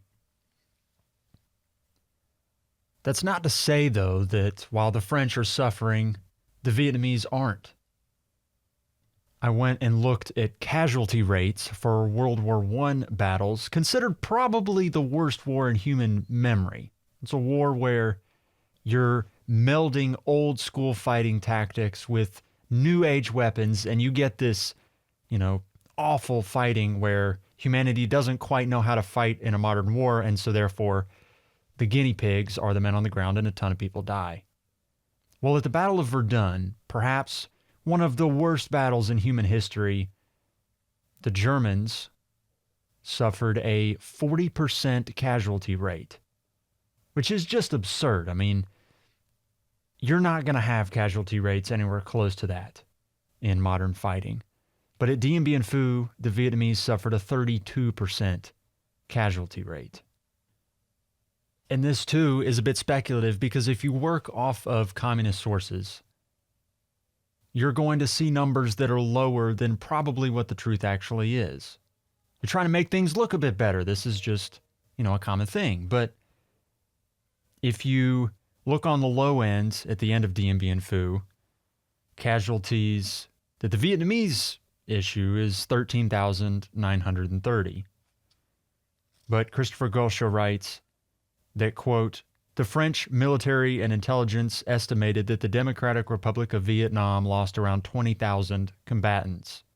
The latter number, that 20,000 number, he says, is closer to the truth in my view, end quote.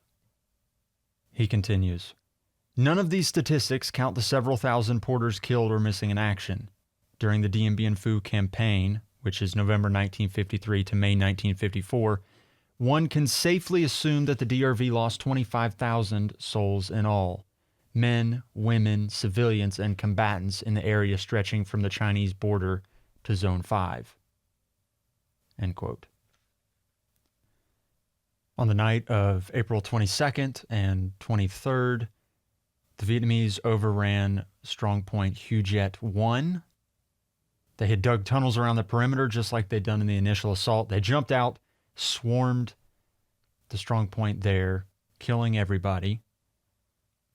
Christian and Castries ordered an immediate counterattack because without Hujet 1, that is, allowing you to have enough space to receive supply drops from parachutes. And without Hujet 1, that gets really difficult to drop supplies in to soldiers there. Max Hastings writes about the counterattack, quote, by the time two French companies leaped from their positions, they met intense fire, exhausted momentum on open ground halfway to their objective, and by 15:30 were pinned down and suffered heavy casualties. An hour later, survivors withdrew, having lost 76 men killed or badly wounded. One of the latter, a Lieutenant Guerin, whose legs were mangled, blew out his own brains to forestall an attempt to rescue him. The communists now held half the airfield, and Castries' dressing station wrestled with 401 serious cases and 676 less severe ones. An officer told casualties for whom no shelter was available, quote, those who can't stand or sit had better lie in their trenches, end quote. If you pan back over on a world map, back to Europe, the United States is in Great Britain, meeting with Winston Churchill and Anthony Eden, trying to get some cooperation for an attack, trying to, gather the NATO powers, get the boys together, go on an offensive there in Vietnam. John Foster Dulles is the primary guy negotiating with the British here, and he's a religious background sort of guy. He's got this implacable view about himself. He's a hardliner when it comes to Asian policy, and he's the sort of guy that would have negotiate from a position of strength as his middle name. His entire approach to negotiating with other powers, be it allies or otherwise, is being the belligerent guy in the room. But as Dulles is negotiating with the British feel like they're in between a rock and a hard place. For them, you almost have to pan out to, wider world affairs than just Indochina to see why they were so hesitant to commit troops or even support a United States policy of offense in Indochina, because the United States had just set off their Bravo test, the H-bomb test in the Marshall Islands.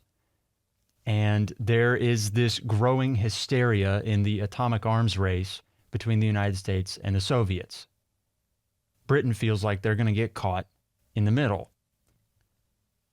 Frederick Logval relates about a letter that Winston Churchill wrote Dwight Eisenhower in March 1954. He says, quote, "He," meaning Churchill, "pointed out the vulnerability of the densely populated British Isles, and London in particular. The revelation that the Bravo test at 15 megatons was 3 times greater than expert predictions, adding to the fear that, as one British official wrote in his diary, the process was out of control." Quote, now quoting that British official, "Very great excitement everywhere about it, as if people begin to see the end of the world." End quote. The British are afraid that if they intervene on the side of the United States in Indochina, it's going to create a chain of events that lead to World War III. And if it leads to World War III, the British are terrified that the Soviets are going to bomb them into oblivion. And so they are hesitant to partner with Dulles in anything he's bringing to them in April. Remember that description of Dulles as a hardliner, the belligerent in the room. Here's a cable he wrote back home on April 29th. Quote, "UK attitude is one of increasing weakness. Britain seems to feel that we are disposed to accept present risks of a Chinese war, and this, coupled also with their fear that we should start using atomic weapons, has badly frightened them." End quote. Makes you wonder if Dulles is the right guy for the job in negotiations like this. It requires, it seems anyway, from afar, not having been there, it seems like it requires just a little bit of tact. There's this growing hysteria that, we're going to bomb ourselves back into the Stone Age with the atomic weapons race after the Bravo test. It seems like we're getting pretty close to that inevitability. The British can't keep up, and they feel like they're going to be casualties in this world war. So they want to stay out of it. And yet the United States is convinced that if they're actually going to intervene on the side of the French in Indochina, that they can't have their hands bloody with whatever it is they're going to get bloody with. They've got to be in on this together with the British as kind of the policemen of the free world. Eisenhower cabled back to Dulles after Dulles's April 29th cable, essentially saying that he wasn't going to just deploy the United States on their own. But again, this from Max Hastings, quote, "If he could secure the political cover Britain could provide, backed by a token commitment of RAF bombers," end quote, the inference being, if he could get the British support, they would go do it. If you pan back over on the world map to the garrison at Dien Bien Phu, Max Hastings writes about after the assault by Jop soldiers on May 1st, where they assaulted the hill Ilian 1, they overran that hill after 90 minutes of fighting. He says afterwards, quote, "The shades closed in upon Dien Bien Phu, where the stench of excrement, unburied corpses, and decaying humanity was becoming intolerable. A trickle of reinforcements, volunteers to embrace catastrophe, continued to parachute into the camp for the sole purpose of enabling the French delegation in Geneva to dispute the inevitability of defeat. Walking wounded were invited to rejoin their units. More than a few defenders manned trenches while wearing mud-caked bandages." End quote. I was reading, and there was a Frenchman who had to continue fighting. Problem was, he had 2 broken arms in casts, and when defending an assault, he broke the casts on his broken arms and joined in the fight. This is the sort of thing that Dien Bien Phu has come to.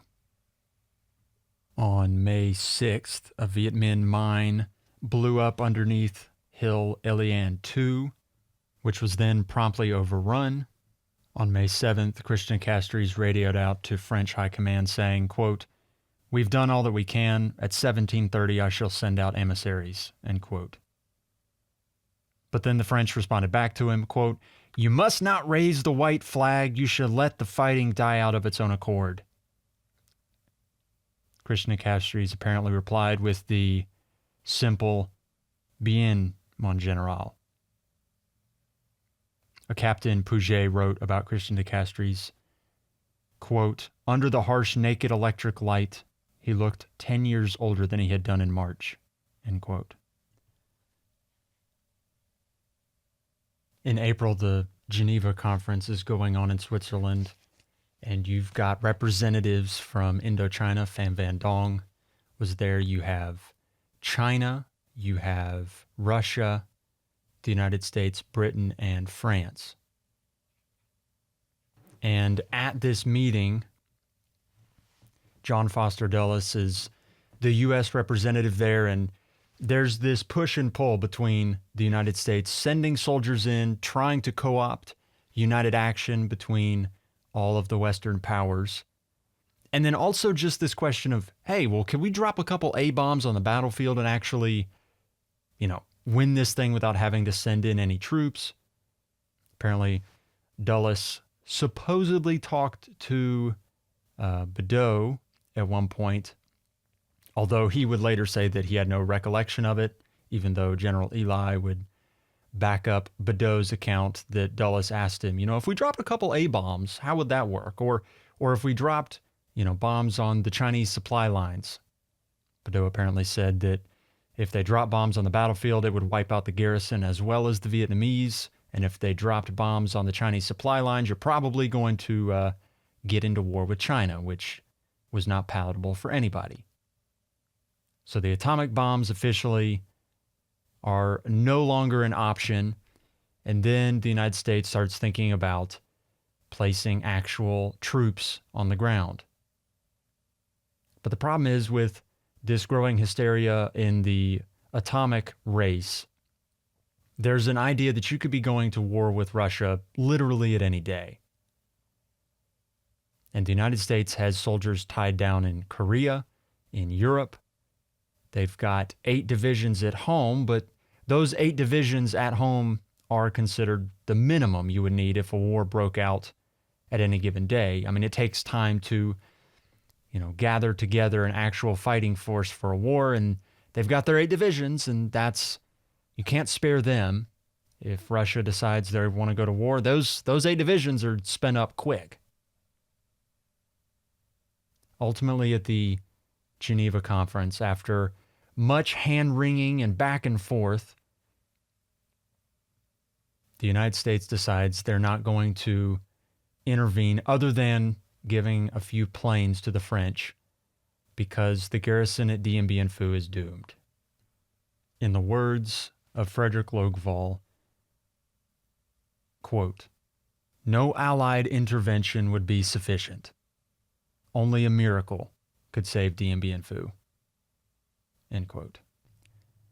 On May 6th, fighting in Dien Bien Phu petered out slowly as defenders were defeated sort of piecemeal as the Vietnamese went through the trenches, clearing out French soldiers. Apparently, though, the last soldier fighting was an Algerian named Mohammed bin Salah, who was manning a howitzer. This created a new problem for the Vietnamese, one they were ill prepared for, and this was the prisoners of war. There were over 5,500 of them. So the Vietnamese marched them to a re-education camp, a work camp. Apparently said to these men, quote, "You're here for an indeterminate period to be re-educated by work. You will live the same life as those whom you've oppressed. You will suffer like them and come to understand them. We shall guide you in your search for truth," end quote. And a total aside here, this ideological game that communists tend to play, at least the Vietnamese, it is tough to make general statements, and forgive me for, I'm sure I've done that at some point here in the episode, but you get this ideological kind of, we're just helping you see the light kind of thing in these re-education camps. It's probably a whole other subject in and of itself, but it is so maybe odd to read that, you're fools, you're intentionally blinded, we're just trying to help you see the light sort of thing. That always strikes me as an odd thing to say. I mean, you could say anything. You're in charge here, and yet they say, we're just trying to help you pull the wool off your eyes so that you can actually see the truth. Anyways. Of the 14,324 Vietnamese troops taken prisoner in French uniform, according to Max Hastings, only 1 in 10 would return to the West alive.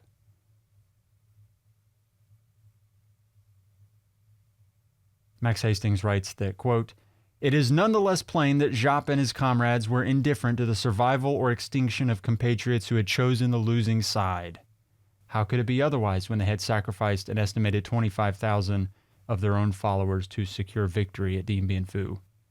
End quote.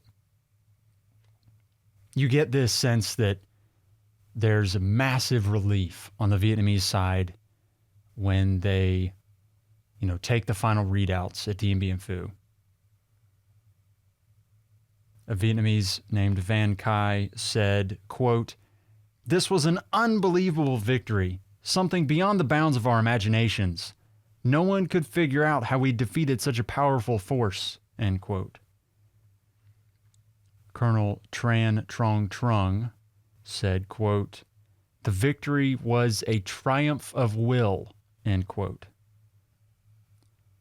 When news broke on May 7th that the garrison had been conquered, you can understand the disbelief. I mean, everybody kind of knew this was coming. And yet to be faced with the reality, this almost diametric shift in power politics where the Vietnamese have actually done it. Something no policymaker thought was possible.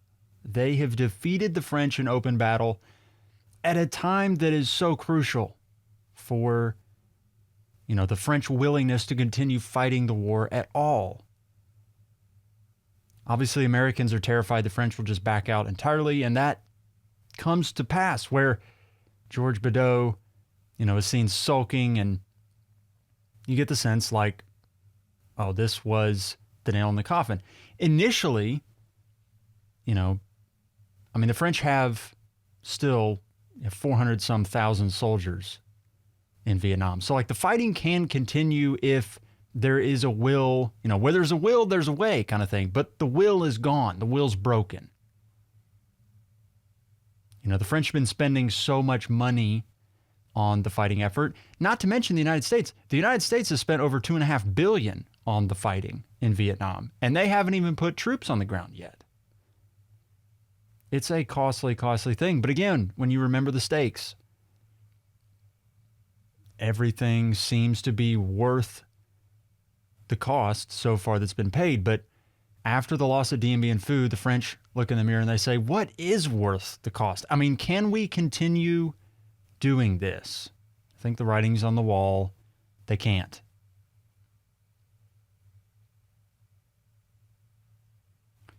Then comes at this meeting in Geneva a question.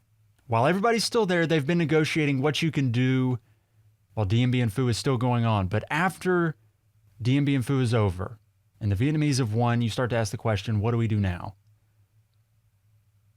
How do we settle this war moving forward to where, for the West, you don't want this, increase in the communist bloc. You don't want World War III. How can you come to some accord where the communists are pacified and everybody just kind of goes home there and the West gets what they need? The French at this point are almost about ready to wash their hands of it. So you're kind of off the hook there. But the United States, or should I say just Dulles himself, takes this like good cop, bad cop approach to negotiations where Dulles is the bad cop. He has no leniency in, the United States is going to keep the war going come hell or high water, essentially is how Dulles portrays the United States approach to this. And the Chinese and the Russians are a bit nervous where, you got to think about it from their perspective too. They don't want to keep the fighting going either. Just as the West is terrified of the Soviets and the Chinese creating World War III, the Chinese and Soviets are just as scared of the United States coming in and starting World War III themselves. So when John Foster Dulles, adopts this approach of, we're not going to stop the fighting at all, they're a little nervous. And there's this weird moment where Zhou Enlai, the Chinese representative at Geneva, kind of comes to the Vietnamese representatives and says, yeah, you should probably just take the deal. Take the deal they're offering. Because we don't want to start World War III. We don't want it to be on our hands. We're not really in a position to go fight a giant world war right now. So just, take the deal. You get this sense that has come down over the years that the Vietnamese felt a little betrayed by the Chinese saying, just take the deal they're going to give you. It'll be better for everybody in the long run, I promise. Take the deal. The deal is a partitioning of northern Vietnam and southern Vietnam at the 17th parallel. And this understanding that in a few years there will be elections to reunify Vietnam again. But until then, we're kind of going to go on this reconstruction tour where North Vietnam, you can have your own government. Hey, this thing that you've been fighting for so many years, you got it. You got sovereignty. South Vietnam will have its own government. The guy that South Vietnam tabs, or I guess the United States really tabs to run South Vietnam, is Ngo Dinh Diem. In July 1954, he'd been elected prime minister under sort of the Bao Dai government. Again, they're bringing out this guy off the shelf to, prop him up there and say, okay, here's your legitimacy. Diem, you get to be the prime minister because you've got the Bao Dai stamp of approval. Okay, that's good enough for the United States. All right, everybody's happy. Diem is the president in the South, Ho Chi Minh, the premier in the North. You then get this scene where the French desert Hanoi, and there is this kind of representative moment where the French, pull down the tricolor from all the flagpoles and march out in this slow, rainy day, almost a quiet day. It's inauspicious in a way. You've got French soldiers crying as they're marching to the harbor where they'll sail away and leave Hanoi to the revolutionaries that they've been fighting for so many years. And you have soldiers asking the question, like, was it all in vain? Was it worth it? Feels like such a waste. It seems like all wars end up having those same questions. The questions of, we'll never do it again. The cost was so much, it ruined our economy. So many soldiers fought and died for seemingly nothing. You end up asking these questions after every war. After World War I, World War II, the American Civil War, you're having discourse afterwards like, we can't allow this to ever happen again. How did it get so bad? The French are left asking very similar questions in the midst of, growing fears about the communist bloc, about atomic weapons, and how in a matter of 6 minutes could we bomb ourselves into the Stone Age. And yet Indochina's wrapped up as one layer among many in this struggle between East and West. And yet when you're asking such large geopolitical questions, I always tend to return to the small stories, because you can get lost in the weeds trying to solve the geopolitical Rubik's Cube and examine all the different ways things could have played out. And I return to the small things. The plight of the Vietnamese peasants caught in the middle. You look back on events and you find, the Vietnamese peasant that can't go out beyond just the first little bit of his front yard for fear that the French or the Vietnamese are going to shoot him in his front yard. That's the tragedy of wars like this. And after spending so much capital, $2.5 billion in support of the French effort in Vietnam, the United States is going to move into Vietnam themselves. They will establish a military command in South Vietnam and advise, I say that with heavily accented air quotes, advise Diem and his South Vietnamese government. But as you tend to find with history, it has rhythms. It's not just a set series of dates on a map. There's a rhythm to it. Things seem to rhyme. And you'll find when you're reading the history books that the American effort after the end of the French war in Vietnam tends to have a lot of the same issues the French had. It seemed like everybody took the course in Vietnamese politics and how to work in Vietnam. You got to see an example of, hey, don't do it this way. It didn't work.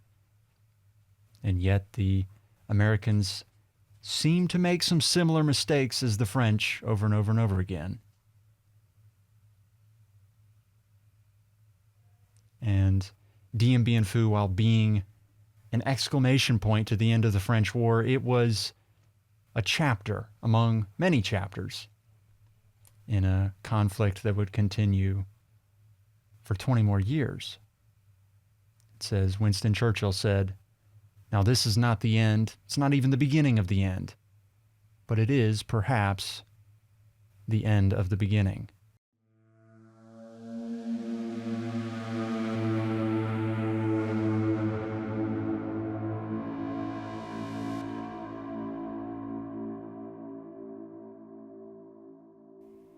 It is only just the beginning of the story in Vietnam, because while the French fought their war from roughly 1945 to 1954, a 9-year affair, they were not the only Western power to get embroiled in a sapping, taxing, horrendous war in Vietnam. The United States will get involved as well, and they've been playing in the background a little bit so far. But as the story morphs and changes and we get into the 1960s, the United States is going to take a central role in the events that take place after that Geneva conference. And it will end with questions in the United States about what the country even is anymore. Can you trust those in power? The United States military is going to be destroyed from within, and the United States itself is going to have an identity crisis. That story begins in Hell in a Small Place, Part 3. If you enjoyed what you just heard, consider supporting me and what I'm doing here on Patreon. You can find a link to that at compendiumshow.com. I post the episodes early over there for patrons to listen to before anybody else gets the chance to do so. Also leave updates and things like that about the podcast. And as we dabble into the world of merch and, bonus content and things like that, all of that will go to the Patreon first before it makes its way anywhere else. So consider supporting me on Patreon there for just a pittance a month, and I greatly appreciate it.